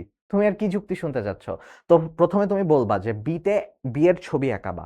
বি এর ছবি আঁকায় বলবা যে বি হলো একটা ইলেকট্রনের ঘাটতি আছে, একটা ইলেকট্রন দিলে ও স্থিতিশীল হবে। তারপরে সি আঁকাবা। সি আঁকায় বলবা যে ওর কোনো ইলেকট্রনের দরকার নাই, ওর হলো সবগুলো ঠিক ইলেকট্রন আছে। এরপরে ডি আঁকাবা। ডি আঁকায় বলবা যে ওর একটা ইলেকট্রন বেশি আছে। তাহলে যার কোনো বেশিও নাই কমও নাই সে তো বন্ধন করবে না, তাহলে বন্ধন করবে বাকি দুইজন। যার বেশি আছে সে ত্যাগ ছেড়ে দিবে, আর যার কম আছে সে নিবে। নিয়ে দুইজন বন্ধন গঠন করবে। এই তো যুক্তি, এটাই তো যুক্তি না? আচ্ছা। সো এখন বন্ধনটা দেখাবো। হ্যাঁ, বন্ধনটা দেখানোর জন্য এই পেজে আসলাম। সো এই যে দেখো। সো তার মানে আমরা তো এখন বি আর ডি আঁকাবো। এখন নিয়ে আমাদের আর কোনো টেনশন নেই, এখন আমরা বি আর ডি আঁকাবো। সো তাহলে এখন ধরো যে এরকম গেল, এদের মধ্যে আয়নিক বন্ধন হবে যদিও। সো গেল এরকম। সো এই আর কি।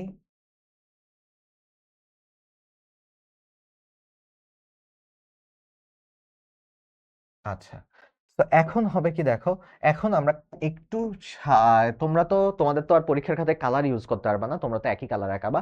সো আমরা এইটার ইলেকট্রনকে আমরা গোল দিয়ে প্রকাশ করি, যে আমরা হলো এটা হলো ফ্লোরিন। ঠিক আছে? কয়টা? 9টা ইলেকট্রন। 9টা ইলেকট্রন মানে হলো ফ্লোরিন। ঠিক আছে? 9 ইলেকট্রন মানে হলো ফ্লোরিন, এফ লিখলাম। আর এটা হলো সোডিয়াম, 11 ইলেকট্রন মানে সোডিয়াম। তো এখন কি হবে? ফ্লোরিন চাবে কি? ফ্লোরিন চাবে হলো একটা ইলেকট্রন নিয়ে নিতে। সো ফ্লোরিন হলো শেষ কক্ষপথে কয়টা ইলেকট্রন আছে? ফ্লোরিনের শেষ কক্ষপথে হলো 7টা ইলেকট্রন আছে। সো এরকম 7টা ইলেকট্রন আঁকায় নিলাম।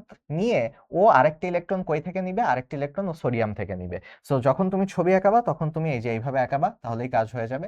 যে ওকে, সো তুমি এইভাবে আঁকাবা। যে এর তোমরা তো আর কালার, ডিফারেন্ট কালার ইউজ করতে পারো না, তখন তোমরা ক্রস দিবা। ক্রস দিবা যে সোডিয়ামের ইলেকট্রন বোঝানোর জন্য ক্রস দিবা। তোমরা ক্রস বুঝতেছো, একটাতে গোল দিবা আর একটাতে ক্রস দিবা। ঠিক আছে?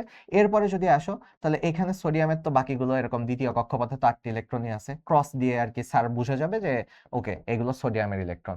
আর এখানে যে একটা এক্সট্রা ইলেকট্রনটা ছিল সেই ইলেকট্রনটা তখন তোমরা পেন্সিল দিয়ে দাগ দিয়ে দেখাবা যে ওকে এইখানে এসে বসে গেছে।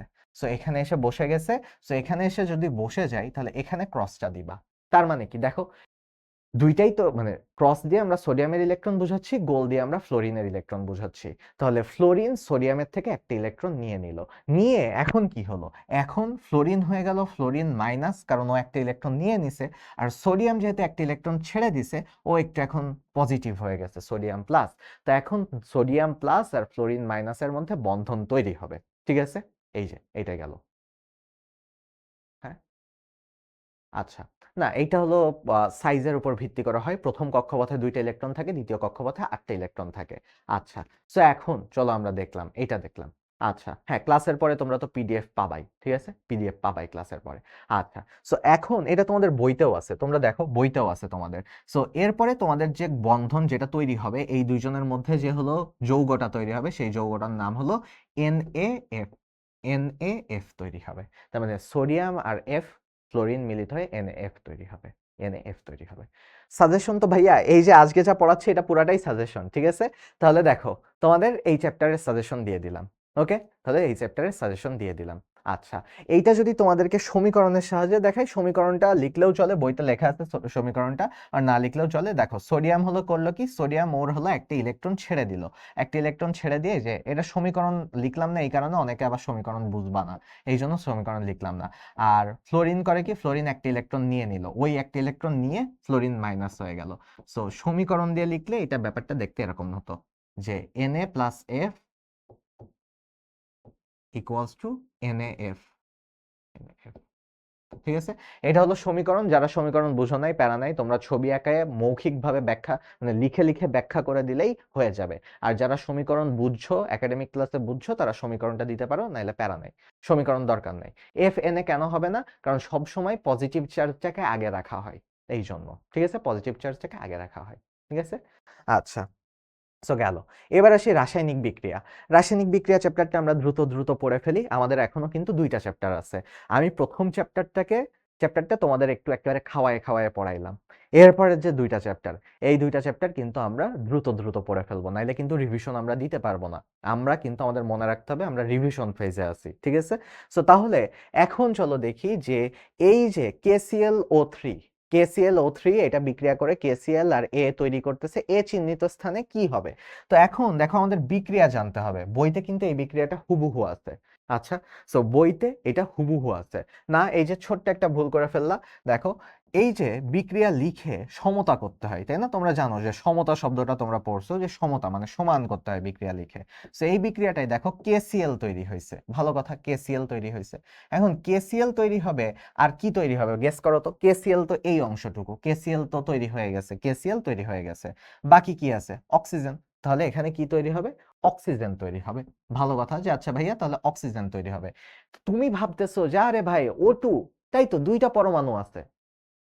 এখনই লাফ দিও না, সমতা করতে হবে, সমতা করতে হবে। এই যে যে যারা O2 বলে একেবারে লাফ দিয়ে করতেছো, ভাই সমতা করতে হবে। দেখো কিভাবে সমতা করতে হবে, দেখো এখানে অক্সিজেন আছে 3টা, মানে দুই দিকেই সেম সেম থাকতে হবে। সমতা মানে কি, যে বাম দিকেও যে কয়টা পরমাণু আছে ডান দিকেও ওই কয়টা পরমাণু থাকতে হবে।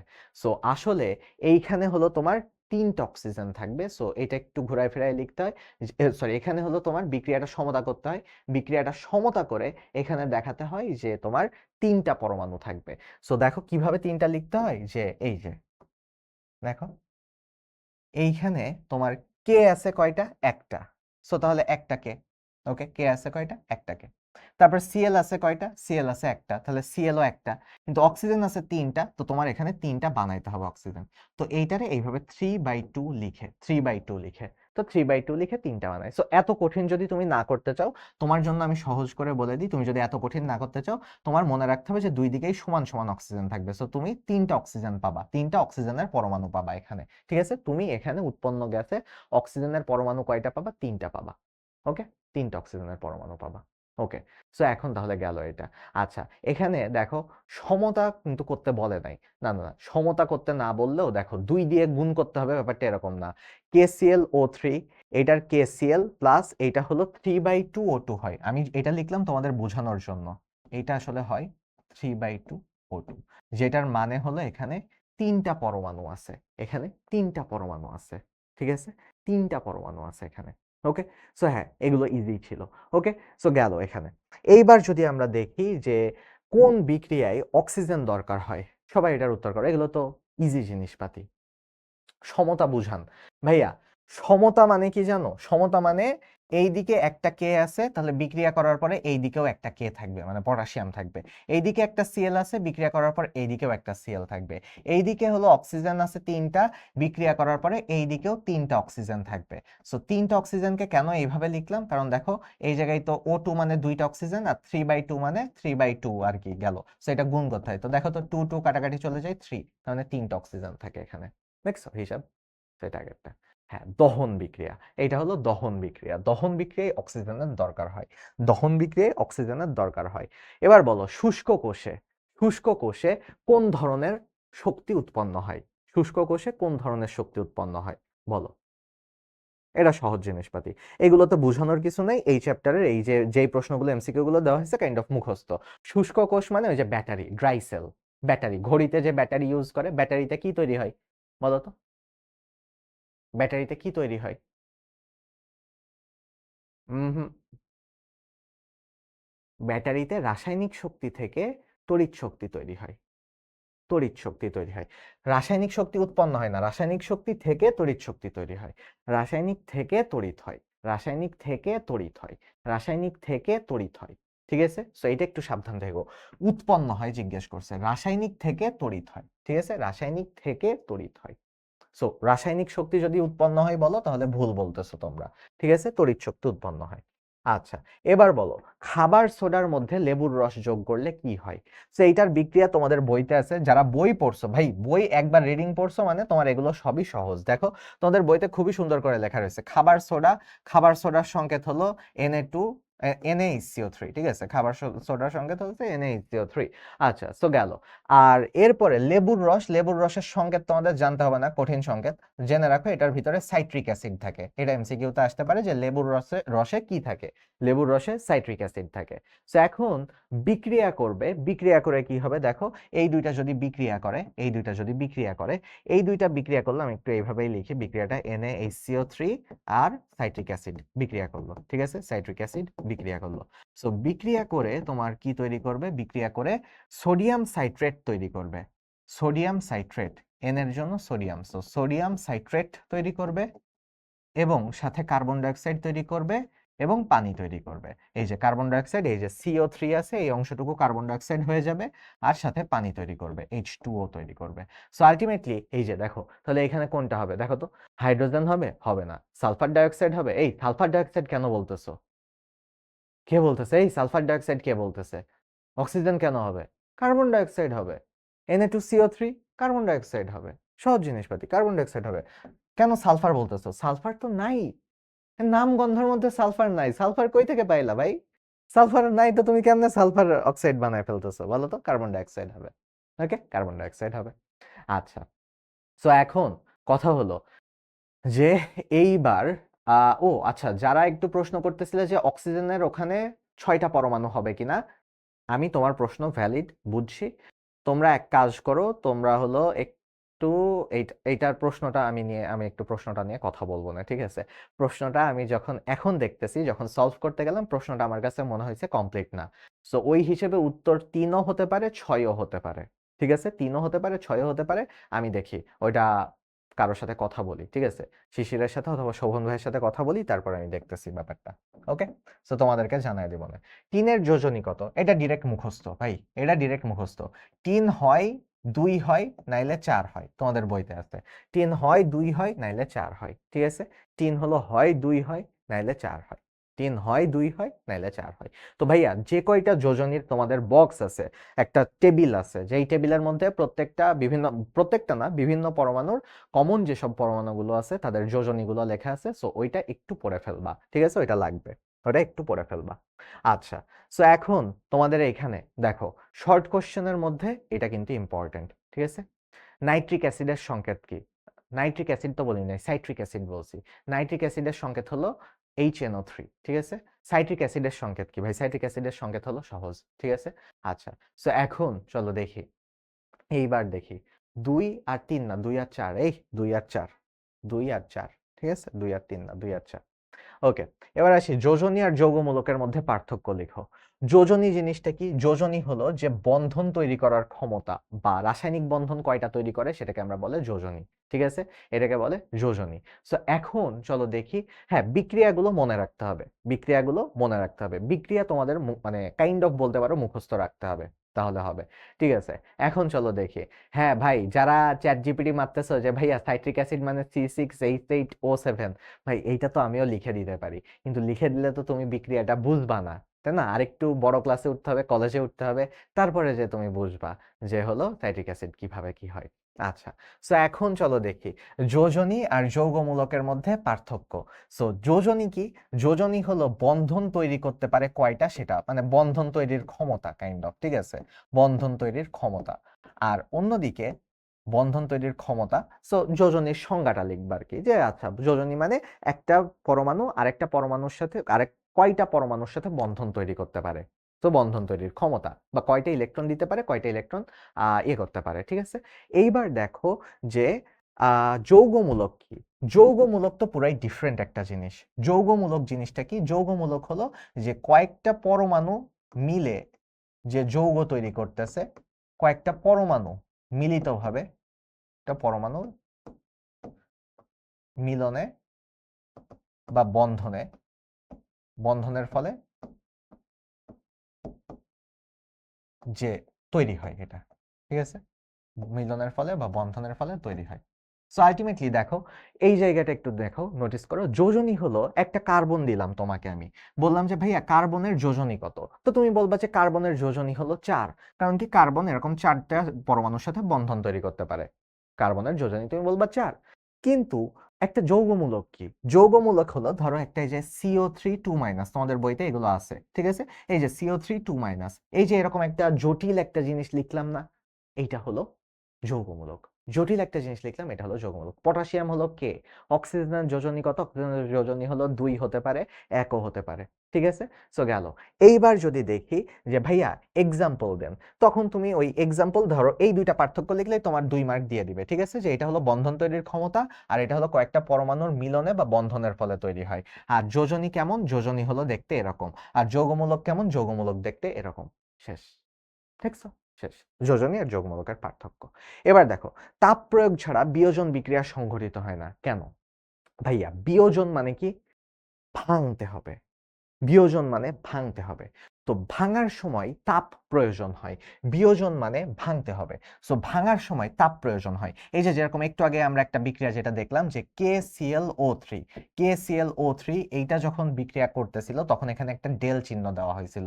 এই ডেল চিহ্ন থাকা মানে, সরি ডেল তো তোমরা বুঝো না, মানে এই ত্রিভুজ চিহ্ন থাকা মানে, এই ত্রিভুজ চিহ্ন থাকা মানে তাপ, ঠিক আছে? তাপ দিতে হবে। ত্রিভুজ চিহ্ন মানে তাপ দিতে হবে। সো এইটা দেওয়ার ফলে কি হচ্ছে? এটা দেওয়ার ফলে KCl তৈরি হচ্ছে, সাথে অক্সিজেন তৈরি হচ্ছে। সো এখন এটা যদি আমি সমতা করি, উভয় পক্ষকে 2 দিয়ে যদি আমি গুণ করে দিই বা এইদিকে যদি আমি 2 দিয়ে গুণ করে দিই, দেখো দুইটা পটাশিয়াম, দুইটা পটাশিয়াম দেখে এখানে 2 দেওয়া লাগবে। আবার কি দুইটা ক্লোরিন, এই যে 2 ক্লোরিন, তাহলে এখানে ক্লোরিনও 2টা হয়ে গেছে। কিন্তু অক্সিজেন কয়টা হয়ে গেছে? অক্সিজেন দেখো 3 দুগুণী 6টা। সো অক্সিজেন কয়টা হয়ে গেছে? 3 গুণ 2 6টা হয়ে গেছে অক্সিজেন। তো তাহলে এখানে কত করতে হবে? এখানে 3 দিয়ে দিলে 3 গুণ 2 6টা অক্সিজেন হয়ে যাবে, ঠিক আছে? 6টা অক্সিজেন হয়ে গেল। সো তার মানে এইভাবে তুমি সমতা করতে পারো। যারা একটু আগে যে কান্নাকাটি করতেছিল যে ভাইয়া অক্সিজেন তো 6টা পরমাণু হওয়ার কথা, এইভাবে করলে পসিবল। কিন্তু আবার যদি তুমি নর্মালি KClO3 রেখে করো তখন কিন্তু আবার 3টা অক্সিজেন হয়ে যায়, ঠিক আছে? আচ্ছা, KCl কে কি বলা হয়? পটাশিয়াম ক্লোরাইড বলা হয়। ওকে, KCl কে পটাশিয়াম ক্লোরাইড বলা হয়, ঠিক আছে? আচ্ছা, যৌগমূলকের কাজ কি? ভাই যৌগমূলকের কাজ কি বলতে তো এরকম না। ভাই আমি যদি বলি সোডিয়ামের কাজ কি, কি কাজ কি? সোডিয়ামের কাজ কি? কিছুই তো না, বন্ধন তৈরি করা। যৌগমূলকের কাজ কি? কোন একটা যৌগ তৈরি করবে, ভবিষ্যতে বন্ধন তৈরি করবে। ঠিক আছে? ওকে। সো দেখো, হাতের গঠনটা দেখাবো? এই যে হাতের গঠন বলতে আসলে ভাইয়া এই যে এরকম। একটা কার্বনের ৪ টা যোজনী না? তাহলে এইটা একটা যোজনী, সোজা দাগ। কোনো কিছুই না, জাস্ট সোজা দাগ দিয়ে দিবা। ৪ টা সোজা দাগ ৪ দিকে দিয়ে দিবা। শেষ। ৪ টা সোজা দাগ দিয়ে দিবা। তাহলেই শেষ। বুঝছি কথা? ওকে। সো এখন তাহলে চলো আমরা দেখলাম। এই যে, তাহলে এই গেল আমাদের জিনিসটা। সো এখন তুমি যদি ভাঙতে চাও, আমি ধরো এই কলমটা ভাঙতে চাই। আমি যদি কলমটা ভাঙতে চাই, শক্তি দিতে হবে না? সো তুমি যদি একটা বিক্রিয়াতে ভাঙতে চাও, বিয়োজন করতে চাও, ওখানে শক্তি দিতে হবে। তো ভাই ওখানে তো আর তুমি ঘুষি মারতে পারবা না, ওখানে তোমার তাপ দিতে হবে। তাপ দিলে ভেঙে যায়, ঠিক আছে? তাপ দিলে ভেঙে যায়, এই জন্য বলা হয়েছে তাপ প্রয়োগ ছাড়া তুমি ভাঙতে পারবা না। এইটাই আর কি ব্যাখ্যা। ওকে।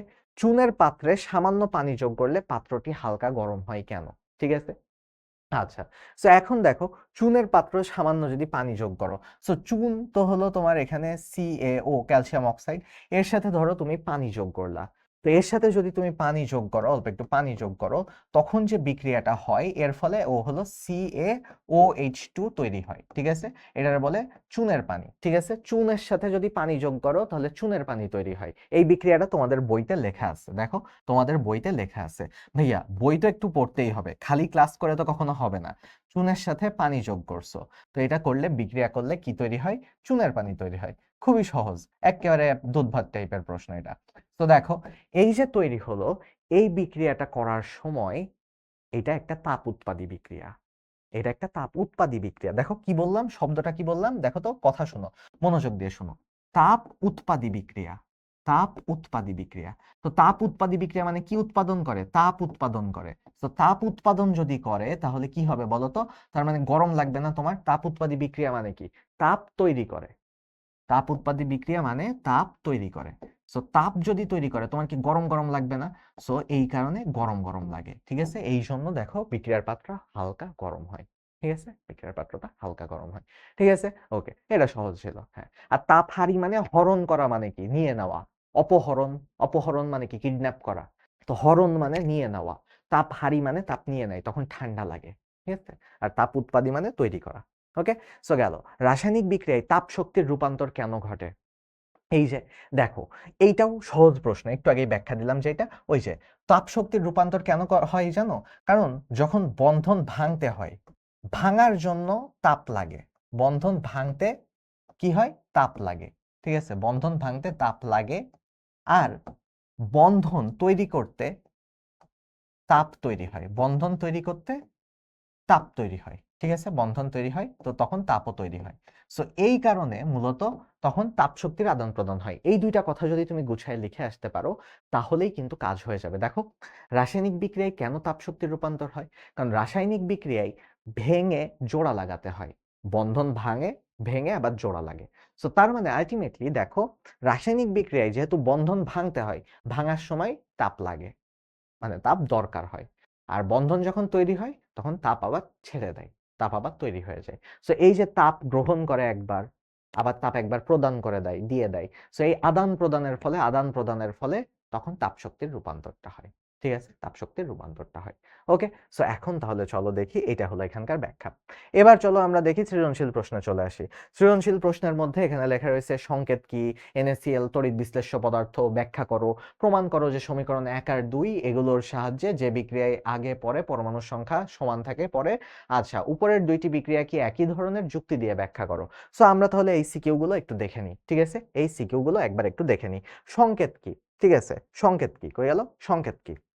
সংকেত হলো, এটা বইতে সুন্দর করে লেখা আছে, সংকেত হলো যে কোনো মৌল বা যৌগের অণুকে সংক্ষিপ্ত আকারে যে প্রকাশ করা হয় সেটাকে আমরা সংকেত বলি। দেখো, তাহলে কোনো অণু বা পরমাণুর, পরমাণু বা অণুও বলতে পারো, কোনো অণু বা পরমাণুর সংক্ষিপ্ত আকারে প্রকাশকে সংকেত বলে। সংক্ষিপ্ত আকারে প্রকাশকে সংকেত বলে। সংকেত বলে, ঠিক আছে? কোন অণু বা পরমাণুর সংক্ষিপ্ত আকারে প্রকাশকে সংকেত বলে। ঠিক আছে? আচ্ছা। সো এখন হ্যাঁ, মৌলের সংক্ষিপ্ত নামকেও সংকেত বলে, এটাই আরকি। ঠিক আছে? আচ্ছা। সো এখন চলো দেখি তড়িৎ বিশ্লেষ্য পদার্থ ব্যাখ্যা করো। তো আসলে কি হয় জানো? তোমাদের ওই যে বইতে একটা এক্সপেরিমেন্ট আছে। যে তুমি যদি হলো একটা পাত্র নাও, পাত্র নিয়ে তুমি যদি এর ভিতরে অ্যানোড আর ক্যাথোড ডুবায়ে দাও, দিয়ে তার সাথে একটা ব্যাটারি যুক্ত করে দাও, এটা তোমাদের বইতে আছে। দেখো, তাহলে সেই ক্ষেত্রে Na+ গুলো একদিকে চলে আসে, ঠিক আছে? ওই পানির মধ্যে এখানে ধরো মনে করো যে লবণের দ্রবণ মিক্স করে দিছো, লবণের দ্রবণ মিক্স করে দিছো। তো তাহলে এর মধ্যে কি কি আছে? Na আর Cl। তো Na+ আছে আর Cl- আছে। তো এই Na+, Cl- এরা অ্যানোড আর ক্যাথোডের মধ্যে জমা হবে। তো এরা যদি তড়িৎ বিশ্লেষ্য নাই হতো, তাহলে তো এরা জমা হতে পারতো না। প্লাস Na+ আর Cl- এদের মধ্যে Na+ হলো ক্যাটায়ন, মানে ধনাত্মক আয়ন। ঠিক আছে? Na+ হলো ধনাত্মক আয়ন বা ক্যাটায়ন। ঠিক আছে? তোমরা ক্যাটায়ন তো নাম শুনছো। সো Na+ হলো ধনাত্মক আয়ন, তো বা ক্যাটায়ন। ওকে, ক্যাটায়ন। অন্যদিকে এই যে Cl আছে, Cl- হলো তোমার ঋণাত্মক আয়ন, বা অ্যানায়ন, সো যেহেতু এইগুলো হলো তোমার ক্যাটায়ন আর অ্যানায়ন বা অ্যানায়ন, ঠিক আছে, এদেরকে অ্যানায়ন বলে।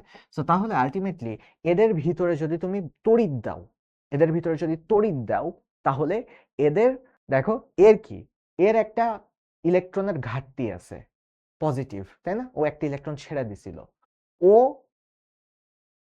একটা ইলেকট্রন নেওয়ার জন্য এখন ঘুরতেছে, ও তার মানে বিদ্যুৎকে আকর্ষণ করবে। আবার এই যে ক্লোরাইড মাইনাস মানে Cl- ক্লোরাইড, এর একটা ইলেকট্রন বেশি আছে, ও আবার ওই ইলেকট্রন এখন দিয়ে দিতে যাবে। সো সব মিলায়ে ওর ভিতর দিয়ে যদি তুমি বিদ্যুৎ প্রবাহিত করো, NaCl এর ভিতর দিয়ে, আমি সহজ ভাষায় বলি, একেবারে ঠান্ডা মাথায় দেখো, NaCl এর ভিতর দিয়ে যদি তুমি বিদ্যুৎ প্রবাহিত করো, তাহলে Na আর Cl আলাদা হয়ে যাবে। আলাদা হয়ে যাওয়া মানে কি? বিশ্লেষণ হয়ে যাওয়া। তার মানে তড়িৎ দিলে বিশ্লেষণ হয়, তাই এরা কি পদার্থ? তড়িৎ বিশ্লেষ্য পদার্থ। তার মানে আমি যদি এক লাইনে লিখে ফেলি, তাহলে জিনিসটা দেখাবে এরকম, যে যেহেতু তড়িৎ দিলে বিশ্লেষণ হয়, তড়িৎ মানে কি? বিদ্যুৎ। সো যেহেতু বিদ্যুৎ দিলে বা তড়িৎ দিলে বিশ্লেষণ হয়, তড়িৎ দিলে, মানে প্রবাহিত করলে আর কি। সো যেহেতু তড়িৎ দিলে বা প্রবাহিত করলে বিশ্লেষণ হয়, তাই এরা হলো তড়িৎ বিশ্লেষ্য পদার্থ। ঠিক আছে? বিশ্লেষণ হয়, বিশ্লেষিত হয়, মানে বিশ্লেষিত হয় মানে ভেঙে যায়। বিশ্লেষণ করা মানে কি? আমি যে তোমারে পড়াইতেছি, ভেঙে ভেঙে পড়াইতেছি, বিশ্লেষণ করে পড়াইতেছি, বিশ্লেষিত হয়, তাই এরা তড়িৎ বিশ্লেষ্য। ঠিক আছে?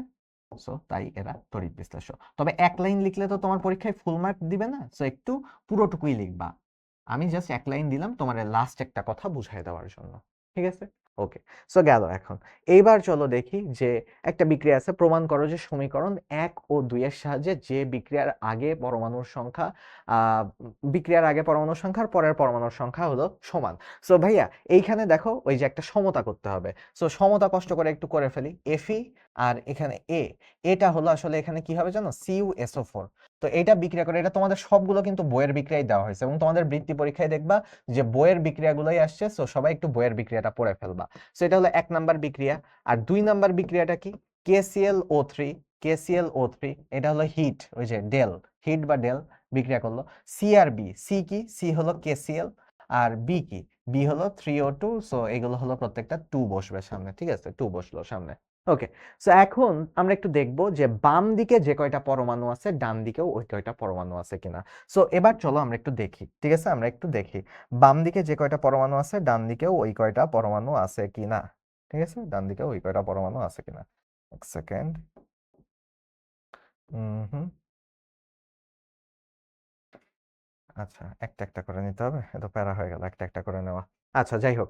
তো এখন চলো আমরা একটু দেখি যে বাম দিকে যে কয়টা পরমাণু আছে, ডান দিকে ওইটা আছে কিনা। Fe এখানে কয়টা আছে? Fe আছে একটা। ঠিক আছে? Fe আছে কয়টা? একটা। এখানে এই দিকে তাহলে বাম দিকে যে কয়টা Fe আছে, ডান দিকে সে কয়টা Fe আছে কিনা দেখি। ডান দিকেও Fe আছে একটা। আরে সেরা, তাহলে তো মিলে গেল। আচ্ছা, কপার আছে কয়টা? Cu আছে কয়টা? Cu আছে একটা। এদিকে Cu কয়টা আছে? এদিকে আছে Cu কয়টা? একটা আছে। ওকে, ভালো কথা। এস কয়টা আছে? এস হলো এদিকে একটা আছে। এস এইদিকে কয়টা আছে? একটা আছে। এস এইদিকে কয়টা আছে? এস এইদিকে একটা আছে। ও এইদিকে কয়টা আছে? ও এইদিকে চারটা আছে। তাহলে ও এইদিকে কয়টা আছে? ও এইদিকে চারটা আছে। সো আলটিমেটলি তাহলে দেখো তো প্রমাণ করলাম কি? প্রমাণ কি হইছে? দেখো তো প্রমাণ কি হইছে? যে বিক্রিয়ার আগে, আগে মানে বাম দিকে যে কয়টা পরমাণু ছিল, ডান দিকেও সে কয়টা পরমাণু। প্রমাণ কি হইছে? হইছে। দেখছো? হইছে। আচ্ছা। সো এখন চলো এখন দেখি যে এইবার যদি আসি যে আচ্ছা দেখো বইতে পানির সাথে NaCl এর বিশ্লেষণ দেওয়া আছে, কিন্তু এটা তো খ নাম্বারের প্রশ্ন। তুমি যদি পানির কথা আনতে যাও তাহলে দেখবা যে আরো বেশি হলো তোমার লিখতে হচ্ছে। গতে আসলে পানি সহ বলবা, খতে ইউজুয়ালি আসলে, খতে তো 2 মার্কের জন্য আসে, তো খতে তুমি যদি খালি NaCl এর কথাটা বলো তাহলে হয়ে যাবে কিন্তু। ঠিক আছে, খালি NaCl এর কথাটা বললে মানে মোটামুটি হয়ে যাবে, পরীক্ষায় মার্ক দিয়ে দিবে। ওকে, আর গতে আসলে বা ঘতে আসলে পানির কথাটা বলবা। এবার দেখো যে এই যে 2KClO3 আর KCl, দেখো তো পটাশিয়াম কয়টা আছে? পটাশিয়াম আছে এদিকে 2টা। পটাশিয়াম আছে কয়টা? পটাশিয়াম আছে 2টা। ঠিক আছে, এইদিকে পটাশিয়াম কয়টা আছে? দেখো এদিকেও পটাশিয়াম আছে 2টা। এইদিকে ক্লোরিন কয়টা আছে? এইদিকে ক্লোরিন আছে 2টা। দেখো 2KCl যেহেতু এই যে 2টা, ঠিক আছে 2টা। ঠিক আছে, এটাও এর সাথে গেল। সো তাহলে এখানে কয়টা আছে? এখানেও হলো 2টা আছে। তাহলে ক্লোরিন এখানে 2টা আছে। অক্সিজেন এখানে কয়টা আছে? অক্সিজেন এমনিতেই 3টা ছিল, তার সাথে 2 গুণ হয়েছে। সো 3-এর সাথে 2 গুণ হয়ে অক্সিজেন কয়টা হয়ে গেছে? অক্সিজেন আছে 6টা। আর এখানে 3 গুণ 2, তাহলে 3 গুণ 2 মানে 3 গুণ করতে হবে 2 এর সাথে। সো তাহলে এখানে অক্সিজেন কয়টা হয়ে গেছে? এখানে অক্সিজেন 6টা হয়ে গেছে। সো তার মানে দেখো তো বিক্রিয়ার আগে প্রত্যেকটা পরমাণু যে কয়টা করেছিল, 2টা পটাশিয়াম 2টা পটাশিয়াম, 2টা ক্লোরিন 2টা ক্লোরিন, 6টা অক্সিজেন 6টা অক্সিজেন। বিক্রিয়ার আগে এবং পরে সেমই থাকলো। না, এইটা দহন বিক্রিয়া না, এটা হলো বিয়োজন বিক্রিয়া। এটা হলো বিয়োজন বিক্রিয়া। ঠিক আছে, লিখিত কিভাবে লিখবা? দেখো, তুমি প্রথমে বিক্রিয়াটা লিখবা, লিখে তারপরে এই যে যেভাবে আমি প্রত্যেকটা জিনিস আমি তো অ্যারো দিয়ে দেখাইছি, অ্যারোগুলোই তুমি লাইনে লিখবা। যে বিক্রিয়ার আগে বাম দিকে আয়রন ছিল, Fe ছিল একটা। আমি যেটা অ্যারো দিয়ে দেখাইছি সেটা তুমি জাস্ট কথাই লিখবা। আমি তো এখানে কথাই লিখতে গেলে ভাই 3-4 পেজ ভরে যাবে, তাই না? তারপরে লিখবা বাম দিকে যদি Fe একটা, ডান দিকেও Fe একটা। তারপর আবার লিখবা কপার ডান দিকে একটা, বাম দিকে একটা, ডান দিকে একটা। সালফার বাম দিকে একটা, ডান দিকে একটা। অক্সিজেন বাম দিকে 4টা, ডান দিকে 4টা। শেষ, হাফ পেজ ভরে গেছে। এরপরে দ্বিতীয় বিক্রিয়াটা লিখবা, লিখে এরপরে তার ভিতরে আবার লিখবা যে পটাশিয়াম 2টা, পটাশিয়াম 2টা। এইভাবে লিখবা, কাজ হয়ে যাবে। বুঝছি কথা? ঠিক আছে, ওকে। সো এখন যাই, এই যে এইখানকার কি বলে এই সৃজনশীলের লাস্ট প্রশ্ন এটা। সো উপরের 2টা বিক্রিয়া কি একই ধরনের যুক্তি দিয়ে ব্যাখ্যা করো?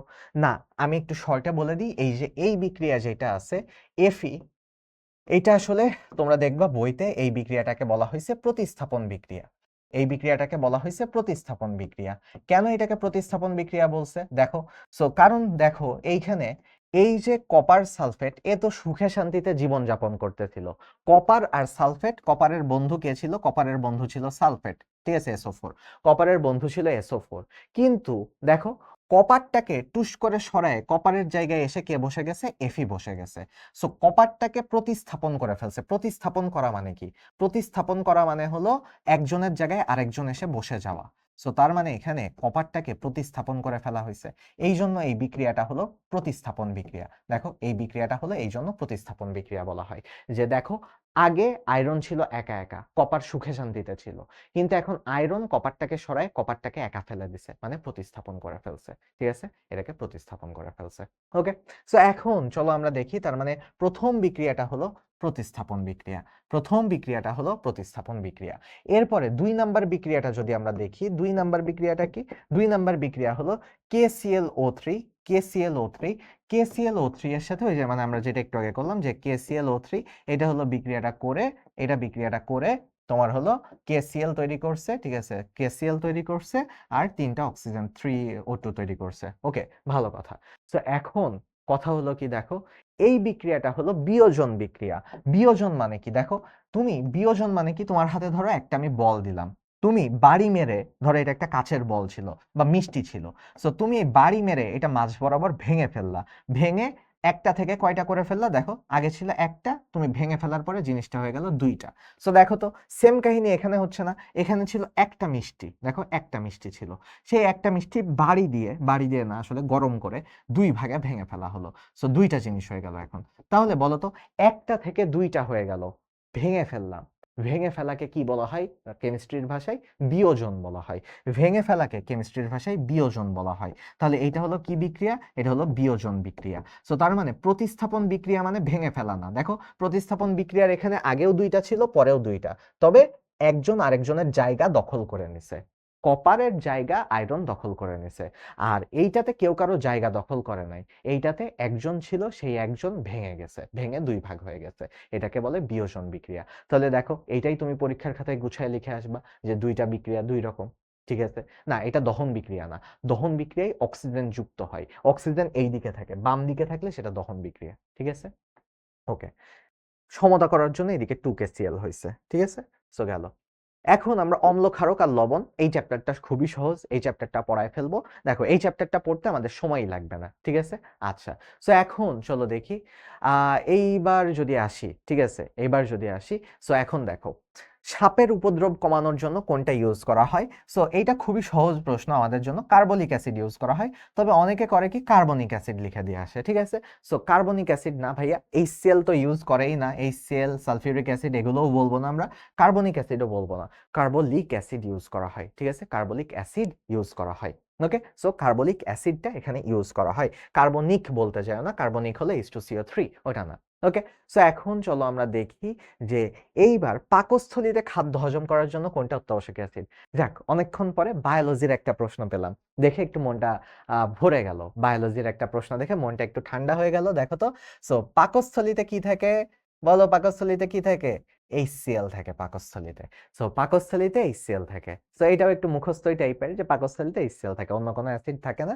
সো তাহলে HCl দিয়ে কিন্তু খাবার হজম করা হয়, সো এটা অত্যাবশ্যকীয় অ্যাসিড। আচ্ছা, অ্যাসিডের রাজা বলা হয় কোনটিকে, এইটা তোমাদের বইতে ওরকম একটা দেখি নাই, ঠিক আছে। আমি বইয়ের ভিতরে এটা খুঁজে পাইলাম না, বই গো থ্রু করলাম, সো থাকলে তো ভালো কথা। তবে অ্যাসিডের রাজা বলা হয় HNO3 কে, তোমাদের বইতে যদি থেকে থাকে আমাকে জানাও HNO3 কিনা, ঠিক আছে। এটা বইতে HNO3 কিনা, ঠিক আছে, নাকি কি দেওয়া বইতে H2SO4 দেওয়া। আচ্ছা আচ্ছা, সরি, হ্যাঁ, HNO3 না, সরি, হ্যাঁ, এই, আচ্ছা, পরে আরেকটা HNO3, আচ্ছা, নাইট্রিক অ্যাসিড হলো HNO3, আচ্ছা হ্যাঁ, অ্যাসিডের রাজা H2SO4 কে বলছে তোমাদের বইতে, এটা হলো বইয়ে যেটা লেখা আছে সেটাই, বইয়ে লেখা আছে কোনো কিছু, এটা বইতে যেটা লেখা থাকবে সেটাই, ঠিক আছে। এই প্রশ্নটা বইয়ের থেকে দেখবা, বইয়ে যেটা আছে সেটাই। এবার দেখো খাবার সোডা আর হাইড্রোক্লোরিক অ্যাসিড বিক্রিয়ায় কি তৈরি করবে। দেখো আমরা যদি খাবার সোডার সংকেতটা লিখি, খাবার সোডার সংকেত লিখি, সেটা হলো খাবার সোডা হলো NaHCO3, দেখো NaHCO3, তো এইটা HCl এর সাথে বিক্রিয়া করছে, HCl এর সাথে বিক্রিয়া করলে একটা লবণ তৈরি হবে। দেখো কি কি লবণ তৈরি হবে, দেখো খুবই সহজ জিনিসটা, এই দিক থেকে একটা ক্যাটায়ন নিবা, এই দিক থেকে একটা অ্যানায়ন নিবা, মানে Cl তো অ্যানায়ন একটা, আর Na তো একটা ক্যাটায়ন। সো তাহলে বিক্রিয়া করার পর কি তৈরি করবে জানো, বিক্রিয়া করার পরে NaCl তৈরি করবে। আর বাকি আরো জিনিস আছে, পানি তৈরি করবে, কার্বন ডাইঅক্সাইড তৈরি করবে, বাট জিনিসটা কি হবে, NaCl তৈরি করবে। তাহলে দেখো এখানে NaCl তৈরি করবে। মানে দেখো, কখনো তুমি কেন চিন্তা করবা পটাশিয়াম, ভাই তুমি কি কে দেখতেছো, মানে KCl কেন হবে, তুমি কি কে দেখতেছো না, তুমি কি ক্যালসিয়াম দেখতেছো না, তুমি কি ম্যাগনেসিয়াম দেখতেছো না, ভাই যেই জিনিস আছে সেই জিনিসই তৈরি হবে। কেমিস্ট্রি তো এই জায়গায় কেমিস্ট্রির বিউটি, যে যা দেওয়া আছে সেটাই ঘুরায় ফিরায় বিক্রিয়া করে তৈরি হবে। ওকে, আচ্ছা, ঠিক আছে। সো এখন চলো দেখি, এইবার যদি দেখি তেঁতুলে কোন অ্যাসিড থাকে, তেঁতুলের অ্যাসিডটা ওর নামের সাথে মিল আছে, তেঁতুল, টি, ঠিক আছে, এরকম করে তেঁতুল যদি আমি ইংলিশে লিখি তাহলে এরকম লেখা হতো না, দুইটা টি আসতো না, তাই না, তেঁতুল। সো তেঁতুল থেকে আসে টার্টারিক, মানে মনে রাখবে যে দুইটা টি আছে নামের মধ্যে, টার্টারিক অ্যাসিড, তাই না, টার্টারিক অ্যাসিড। এগুলো, এই চ্যাপ্টারটা খুবই সহজ, এই চ্যাপ্টারটা খুবই সহজ, তাহলে এগুলো আমরা দেখে ফেললাম। আর অল্প একটু বাকি আছে তোমাদের, হ্যাঁ, আর কয়েকটা প্রশ্ন বাকি আছে। ওকে, সো দেখো মিথেন অ্যাসিড নয় কেন, ভাইয়া মিথেনের আগে সংকেতটা লিখি, মিথেন হলো কি, মিথেন হলো CH4, CH4। সো এখন এটা যদি আমি ভেঙে লিখি, ভেঙে লিখলে দেখা যাবে যে মিথেন দেখতে অনেকটা এরকম, ঠিক আছে, মিথেন দেখতে এরকম, ঠিক আছে, কার্বনের সাথে চারটা যোজনীতে চারটা হাইড্রোজেন থাকে। এখন প্রবলেম, মানে অ্যাসিড হতে হলে কি হতে হয়, কারা অ্যাসিড, অ্যাসিড কারা, ঠিক আছে, অ্যাসিড কি, ঠিক আছে। তো অ্যাসিড কি, ছোটবেলায় একটা হলো গান ছিল, অ্যাসিড একটা ভূতের বাচ্চা, বাট না, ওটা না, ঠিক আছে। সো এই গানটা তোমরা মনে হয় শুনোও নাই। সো এখন চলো দেখি অ্যাসিড কি। তো অ্যাসিডের এখানে অ্যাসিড তারাই যারা হলো হাইড্রোজেন দিয়ে দিতে পারে, হাইড্রোজেন দিয়ে দিতে পারে। অ্যাসিড কারা, যারা হাইড্রোজেন দিয়ে দিতে পারে, তাই না, সো হাইড্রোজেন দিয়ে দিতে পারে। তো এখন কথা হলো যে এই যে তোমার মিথেন, মিথেনের এতগুলা হাইড্রোজেন, মিথেনের এতগুলা হাইড্রোজেন, ও আচ্ছা হ্যাঁ, অ্যাসিডের রাজা হলো H2SO4, ঠিক আছে, ওটা H2SO4, অ্যাসিডের রাজা H2SO4, ঠিক আছে। হ্যাঁ, এই বান্দা এতগুলো হাইড্রোজেন থাকা সত্ত্বেও, মানে ওর অনেক টাকা পয়সা কিন্তু অনেক কিপটা, ও দিতে চায় না, টাকা পয়সা কাউকে দেয় না। ও যে H+ দিবে ও দেয় না, ও কাউকে H+ দেয় না। ও যেহেতু H+ দিতে পারে না তাই ও অ্যাসিড না। পানিতে H+ দেয় না, ঠিক আছে? সো পানিতে H+ যদি দিয়ে দিতে পারতো, পানিতে যদি, হ্যাঁ খালি যে কোনো জায়গায় না, মানে পানিতে আর কি H+ দিয়ে দিতে পারে তারা অ্যাসিড। যদি পানিতে যেহেতু এ পারে না দিতে তাই এ অ্যাসিড না, ঠিক আছে? অনেক টাকা সত্ত্বেও কিপটা, মনে রাখবা মিথেন অনেক কিপটা, তাহলেই হয়ে যাবে। নির্দেশক বলতে কি বোঝো ভাইয়া? নির্দেশ করা মানে কি? নির্দেশ করা মানে কি? যে নির্দেশ করা মানে আদেশ না, ঠিক আছে? নির্দেশ করা মানে ধরো তুমি একটা দুষ্টামি করতেছো, তোমার এক ফ্রেন্ড বললো যে ওই যে স্যার আসতেছে, এই যে ও যে দেখায় দিল যে স্যার আসতেছে, দুষ্টামিটা বন্ধ কর, সিটে এসে বস, এই যে ও হলো নির্দেশক। মানে নির্দেশক মানে কোনো কিছু দেখায় দেয় তোমাকে। সো কেমিস্ট্রির ভাষায় নির্দেশক কি? যে যারা যেসব রাসায়নিক পদার্থ নিজেদের বর্ণ পরিবর্তন করতে পারে, রাসায়নিক পদার্থ নিজেদের বর্ণ পরিবর্তন করে, নিজেদের বর্ণ মানে রং, ঠিক আছে? নিজেদের বর্ণ বা রং পরিবর্তন করে যেসব রাসায়নিক পদার্থ নিজেদের বর্ণ বা রং পরিবর্তন করে একটা পদার্থ অ্যাসিড নাকি, একটা পদার্থ অ্যাসিড নাকি ক্ষার সেটা মানে ইয়ে করে, অ্যাসিড নাকি ক্ষার সেটা নির্দেশ করে, তাদেরকেই নির্দেশক বলে। তা বোঝাই, অ্যাসিড নাকি ক্ষার তা বোঝাই, সেই সব রাসায়নিক পদার্থই হলো নির্দেশক, ঠিক আছে? সেগুলো নির্দেশক, ঠিক আছে? সেগুলো হলো নির্দেশক। মানে মেইন কথাটা বুঝো যে নির্দেশক হলো ইউজুয়ালি কোনো কালার থাকে না বা থাকতে পারে। যখনই তুমি এটা অ্যাসিডের মধ্যে দিবা অথবা ক্ষারের মধ্যে দিবা, তখন দেখা যায় যে ওর কালার চেঞ্জ হয়ে যায়, রং চেঞ্জ হয়ে যায়। তো রং যখন চেঞ্জ হয়ে যায় তার মানে কি? ও বুঝাইতেছে আরে এটা তো অ্যাসিড, নির্দেশ করতেছে। তো যে বান্দা নির্দেশ করে যে এটা অ্যাসিড বা এটা ক্ষার, ওই যে স্যার আসতেছে, পালা তাড়াতাড়ি পালা, এইটা হলো নির্দেশক, ঠিক আছে?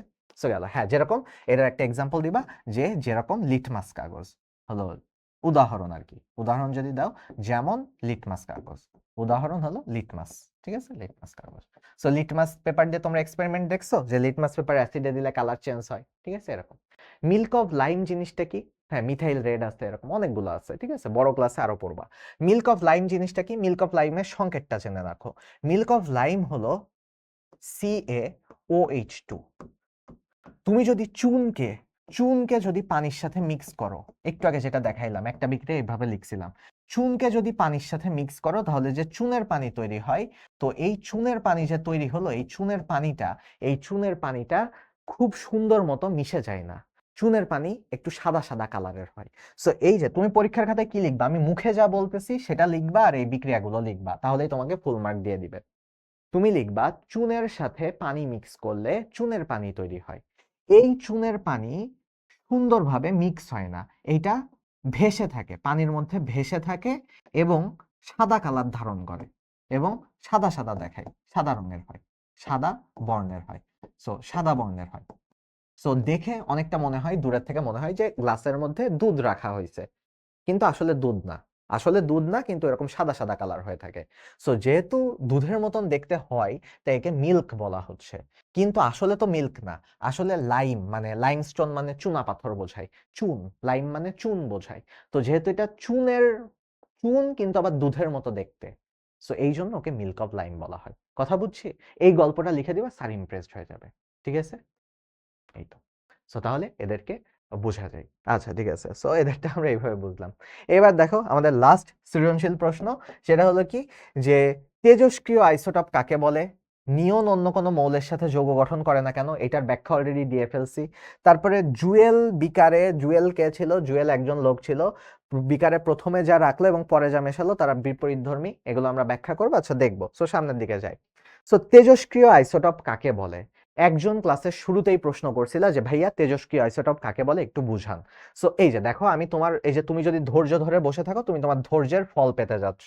তেজস্ক্রিয় আইসোটপ কাকে বলে? যে সকল আইসোটপ স্বতঃস্ফূর্তভাবে, স্বতঃস্ফূর্ত মানে একা একাই, যে সকল আইসোটপ স্বতঃস্ফূর্তভাবে বিভিন্ন রশ্মি বা তেজস্ক্রিয় রশ্মি নির্গমন করে, স্বতঃস্ফূর্তভাবে বিভিন্ন রশ্মি বা তেজস্ক্রিয় রশ্মি নির্গমন করে, যেমন হলো আলফা, বিটা, গামা, তাদেরকে আমরা কি বলি? তাদেরকে আমরা তেজস্ক্রিয় আইসোটোপ বলি। ঠিক আছে, তাদেরকে আমরা তেজস্ক্রিয় আইসোটোপ বলি। ওকে, সো এখন চলো দেখি যে নিয়ন কেন অন্য মৌলের সাথে গঠন করে না, যৌগ গঠন করে না। দেখো একটু আগে তোমাদেরকে আমি বুঝাইলাম যে আরে ভাই এই যে আমরা সুন্দর করে ছবিটা একটা আঁকায় ফেলবো যে নিয়নের তো হলো মাঝখানে, নিয়নের তো 10টা ইলেকট্রন, সো এটা আবার একটু জানা লাগবে, এটা একটু মুখস্থ থাকা লাগবে যে নিয়নের 10টা ইলেকট্রন। ঠিক আছে, নিয়নের 10টা ইলেকট্রন, সো গেল 10টা ইলেকট্রন। এরপরে যদি আমরা দেখি যে 10টা ইলেকট্রন তাহলে কিভাবে সাজানো থাকে, 10টা ইলেকট্রন এই যে ওর চারপাশে এইভাবে প্রথম কক্ষপথে 2টা ইলেকট্রন থাকে, পরের কক্ষপথে হলো 8টা ইলেকট্রন থাকে। তো আমরা তো জানি যে যদি, তাহলে দেখো 8টা ইলেকট্রন থাকে, তো আমরা জানি যে শেষ কক্ষপথে যদি 8টা ইলেকট্রন থাকে তাহলে ও নিতেও চায় না, ও দিতেও চায় না, ও কোনোটাই চায় না, ও ওর নিজের মতো নির্ঝঞ্ঝাট থাকে, নিষ্ক্রিয় গ্যাস, ও নিষ্ক্রিয় গ্যাস। এই জন্য ও কারোর সাথে বিক্রিয়াও করে না, কোনো রকম বিক্রিয়া করতে চায় না, এই জন্য ওরা কারো কোনো ধরনের যৌগ গঠন করে না, মানে ও আগে থেকেই স্থিতিশীল, ও আগে থেকেই স্থিতিশীল। ঠিক আছে, সো এখন গেল, তো জুয়েল কি করছিল? চুনের পানি নিছিল এবং দেখলো যে এই পানি লিটমাস পেপারের রং পরিবর্তন করে। তাহলে জুয়েল প্রথমে যা রাখলো এবং পরে যা মেশালো তা পরস্পর বিপরীতধর্মী। ও প্রথমে কি মিক্স করছিল? দেখি জুয়েল কি কাজ করছে। জুয়েল প্রথমে হলো চুনের পানি নিছিল, এটা একটা কথা। তারপরে ও করলো কি? সালফিউরিক অ্যাসিড নিছিল। তো আচ্ছা, তো এখন আমাকে প্রমাণ করতে বলছে যে চুনের পানি আর সালফিউরিক অ্যাসিড এরা বিপরীতধর্মী। সো এই যে দেখো, চুনের পানি হলো জিনিসটা কি? চুনের পানির সংকেত লিখতে হবে, তাহলেই হয়ে যাবে। চুনের পানি একটু আগে মাত্র লিখে আসলাম, মিল্ক অফ লাইম, তাই না? চুনের পানি মিল্ক অফ লাইম, সংকেত কি লিখলাম? CaOH2, CaOH2। তো এই যে CaOH2, এ কি করে জানো? এ হলো জলীয় দ্রবণে বা পানিতে কি করে এই বান্দা? এইটা OH আয়ন প্রদান করে, OH মাইনাস আয়ন প্রদান করে, আয়ন প্রদান করে। তো যারা OH মাইনাস আয়ন প্রদান করে তাদেরকে আমরা কি বলি? সবাই কমেন্ট করো। যারা OH মাইনাস আয়ন প্রদান করে তাদেরকে আমরা কি বলি? তাদেরকে আমরা ক্ষার বলি। যারা OH মাইনাস আয়ন প্রদান করে তাদেরকে আমরা কি বলি? তাদেরকে আমরা ক্ষার বলি। অন্যদিকে দেখো যে এরপরে যে জিনিসটা মিক্স করলো সালফিউরিক অ্যাসিড। ঠিক আছে, সালফিউরিক অ্যাসিডের এরপরে সংকেত লিখো, সালফিউরিক অ্যাসিড, সালফিউরিক অ্যাসিড। তো সালফিউরিক অ্যাসিড সংকেত কি? H2SO4, H2SO4। সো এই যে H2SO4, এই বান্দা করে কি? এই বান্দা জলীয় দ্রবণে বা পানিতে H+ আয়ন প্রদান করে, H+ আয়ন প্রদান করে। এই যে দেখো ওর অনেকগুলো হাইড্রোজেন আছে, সো H+ আয়ন প্রদান করে। আর এই যে এর OH আছে, OH প্রদান করত। সো H+ আয়ন যে প্রদান করে, সো তাহলে যারা জলীয় দ্রবণে H+ আয়ন প্রদান করে তাদেরকে আমরা কি বলি? যারা জলীয় দ্রবণে H+ আয়ন প্রদান করে তাদেরকে আমরা অ্যাসিড বলি বা অম্ল বলি। ঠিক আছে, সো তার মানে দেখো তো, তার মানে দুইজন পুরো বিপরীত কাজ করতেছে না, একজন ক্ষার, একজন অ্যাসিড। এই যে, তাহলে তোমার কি প্রমাণ হয়ে গেল না? আমি তো শর্টে লিখতেছি, বাট তুমি যদি এই কথাটাই সুন্দর করে লিখো, দেখবে যে পৃষ্ঠাও ভরে গেছে, লেখাটাও সুন্দর হয়েছে, আর সিরিয়াল যেভাবে বললাম মানে এইটাই মাথায় রেখো। রিভিশন দিও, এটা তো ক্লাসে থাকবে, সো রিভিশন দিও। তো তাহলে এই যে দেখো, তাহলে এরা পরস্পর বিপরীতধর্মী, দিয়ে লাস্টে লাইন লিখবা, সুতরাং আমরা বলতে পারি চুনের পানি এবং সালফিউরিক অ্যাসিড পরস্পর বিপরীতধর্মী। শেষ। ওকে, সো এবার লাস্ট প্রশ্ন, কি অবস্থা? লাস্ট প্রশ্ন, ঠিক আছে? সো দেখো, প্রথমবার লিটমাস পেপারে কোনো কালার চেঞ্জ না, পরিবর্তন হলেও দ্বিতীয়বার কোনো কালার পরিবর্তন হলো না। দেখো প্রথমবার কি হয়েছিল? জুয়েল প্রথমবার একটা কাজ করলো। জুয়েল প্রথমবার হলো একটা বিকারে, দেখো প্রথমবার কি করছে আমরা দেখি। জুয়েল প্রথমে একটা বিকার নিল, বিকার মানে তো একটা পাত্র। সো ওই বিকারের মধ্যে ও কি নিছে? চুনের পানি নিছে। তো চুনের পানি নিছে, ঠিক আছে, বিকারের মধ্যে চুনের পানি নিছে। তো চুনের পানি, ওকে, দ্যাট ইজ চুনের পানি। তো চুনের পানি মানে CaOH2, ঠিক আছে, চুনের পানি বা CaOH2, ঠিক আছে, CaOH2। সো এটা নিল, ভালো কথা, CaOH2 নিল। সো এখন দেখো এই চুনের পানি কি? ক্ষারীয়। সো এই ক্ষারের মধ্যে তুমি যদি নির্দেশক দাও, লিটমাস পেপার দাও, লিটমাস পেপার নীল কালার ধারণ করে। তো এর মধ্যে লিটমাস পেপার দিলে, তুমি যদি এখানে লিটমাস পেপার দাও, লিটমাস পেপার নীল কালার ধারণ করে। দেখো খুবই সহজ জিনিস, লিটমাস পেপার যদি তুমি এর মধ্যে দাও, লিটমাস পেপার নীল কালার ধারণ করবে। সো তাহলে কি? রং পরিবর্তন হবে। তার মানে প্রথমবার যেহেতু ক্ষার ছিল, রং পরিবর্তন হয়েছে। এবার দ্বিতীয়বার জাদু কেন হলো? দেখো তো দ্বিতীয়বার একটা জাদু হয়েছে। কি জাদু হয়েছে দ্বিতীয়বার? দ্বিতীয়বার এই যে তোমার বিকারটা ছিল, দ্বিতীয়বার যে চুনের পানি ছিল, এই দ্বিতীয়বার যে চুনের পানি ছিল, চুনের পানির মধ্যে একটা জিনিস মিক্স করা হয়েছে। এই যে CaOH2, এর মধ্যে একটা জিনিস মিক্স করা হয়েছে। কি জিনিস মিক্স করা হয়েছে? সালফিউরিক অ্যাসিড মিক্স করা হয়েছে। সো এর মধ্যে সুন্দর করে সালফিউরিক অ্যাসিড ঢেলে দেওয়া হয়েছে। সালফিউরিক অ্যাসিড সবুজ কালার দিয়ে দেখাইলাম, ঠিক আছে? সালফিউরিক অ্যাসিড H2SO4 ঢেলে দেওয়া হয়েছে। সো এই দুইটা H2SO4 অ্যাসিড আর CaOH2 ক্ষার। তো অ্যাসিড আর ক্ষার বিক্রিয়া করলে কি হয়? প্রশমন বিক্রিয়া হয়। আমরা তো সবাই জানি অ্যাসিড আর ক্ষার যদি বিক্রিয়া করে তাহলে কি হবে? প্রশমন বিক্রিয়া হবে। সো প্রশমন বিক্রিয়া করে আলটিমেটলি কি তৈরি করে? লবণ আর পানি তৈরি করে। প্রশমন বিক্রিয়া হয়েছে, লবণ আর পানি তৈরি করবে। বিক্রিয়াটা তুমি লিখে দিতে পারো, দেখি বিক্রিয়াটা আমিও লিখে দিই। H2SO4 প্লাস CaOH2 বিক্রিয়া লিখে দিলে স্যার ভালো মার্ক দিবে, ঠিক আছে? বিক্রিয়া লিখে দিলে স্যার ভালো মার্ক দিবে। সো তাহলে এখানে কি হবে? CaSO4 তৈরি হবে, সাথে এটা হলো লবণ আর পানি তৈরি হবে, তাই না? পানি কতটুকু তৈরি হবে? 2H2O, ঠিক আছে? পানি তৈরি হবে 2H2O, ঠিক আছে? সো তাহলে এই গেল কাহিনী। এইটা লিখে দিবা যে তাই তো এই জিনিস একটা লবণ তৈরি হয়েছে আর পানি তৈরি হয়েছে। ভাই লবণ আর পানি কোনো কালার চেঞ্জ হয় না। লবণ আর পানি কোনো কালার চেঞ্জ হয় না, ঠিক আছে? সো তাহলে এখন গেল। ওকে, সো তাহলে দেখো এই কারণে দ্বিতীয় ক্ষেত্রে আর কালার চেঞ্জ হয় না। তাহলে কি বলবো আবারও যদি একটু সাম আপ করি, প্রথম ক্ষেত্রে ক্ষার ছিল, খালি খালি ক্ষার ছিল, তাই লিটমাস নীল কালার হয়ে গেছিল। দ্বিতীয় ক্ষেত্রে ক্ষার আর অ্যাসিড দুইটাই ছিল, দুইটা মিক্স করে জিনিসটা নিরপেক্ষ হয়ে গেছে, না অ্যাসিড আছে না ক্ষার আছে, দুইজন মারামারি করে মরে গেছে। তো এই জন্য দ্বিতীয় ক্ষেত্রে লিটমাস পেপার যদি দাও, দ্বিতীয় ক্ষেত্রে কোনো কালার চেঞ্জ হবে না। লিটমাস পেপার দিলে যে কালারই দিছো সেই কালারই থাকবে, কোনো কালার চেঞ্জ হবে না। লিটমাসের কোনো কালার চেঞ্জ হবে না, বুঝছো? সো গেল। এইটাতে কোনো সমতা নাই। ও মানে সমতা নাই বলতে, আচ্ছা সমতা আছে। এই যে দেখো কিভাবে সমতা করলাম। আমি হলো দেখলাম যে SO4, তো SO4 2 মাইনাস আর Ca2 প্লাস, তো ক্যালসিয়ামের সাথে তোমার হলো SO4 ডিরেক্ট একসাথে বসে যাবে। সো দেখো এই জন্য ক্যালসিয়াম আর SO4 বসে গেল। ক্যালসিয়াম আছে একটা, SO4 আছে একটা, সো বসে গেছে। এই জায়গায় দেখো অক্সিজেন আছে দুইটা, হাইড্রোজেন আছে দুইটা, আর এখানে হাইড্রোজেন আছে দুইটা। তাহলে টোটাল 4টা হাইড্রোজেন আর 2টা অক্সিজেন। 4টা হাইড্রোজেন আর 2টা অক্সিজেন কিভাবে লেখা যায় পানি যদি বানাইতে চাই? 2H2O, দেখো 2 দুগুণী 4, 2 একে 2। সো তাহলে 4টা হাইড্রোজেন 2টা অক্সিজেন। এইভাবে আমি সমতা করছি আর কি, মানে কথা বুঝছো যে এইভাবে সমতা করছি। ওকে, এইভাবে সমতা করছি। ওকে, সো দেখি। আচ্ছা, তোমাদের প্রশ্ন দেখি ভাই, তোমাদের প্রশ্ন দেখি। সব প্রশ্ন দেখার আসলে সুযোগ থাকে না, সময় হয় না। 495 জন পর্যন্ত ছিল, ফেসবুক লাইভে ছিল। সবার প্রশ্ন তো আসলে দেখার সুযোগ হয় না। সো কয়েকজনেরটা দেখি, কিছু ক্ষেত্রে রিপিট করি, সবগুলো তো বারবার রিপিট করা যায় না ভাইয়া। এই জন্যই তো অ্যাপে এগুলো রেকর্ডেড থেকে যায়, যেন তুমি আরেকবার দেখতে পারো, বা ইভেন প্রশ্ন করার সুযোগ আছে। সো তুমি আমাকে প্রশ্ন করো, আমাকে হলো মেসেজ দিও, কোনো সমস্যা নেই, ঠিক আছে ভাইয়া? ওকে, সো যাই হোক, যার যত কনফিউশন আছে, ইউনুস তোমার বেশ কয়েকটা কনফিউশন দেখলাম, তুমি আমাকে একটু প্রশ্ন করো, নক দিও, আমি তোমার সবগুলো কনফিউশন আলাদা করে বলে দিব। কারণ ক্লাসে এগুলো একবার বলা হয়ে গেছে, সো আরেকবার করে আমি তোমার কনফিউশনগুলো ক্লিয়ার করে দিব, ঠিক আছে? আল্লাহ হাফেজ। তো আল্লাহ হাফেজ, সামনে দেখা হবে ইনশাল্লাহ আবার, ঠিক আছে? Bye bye.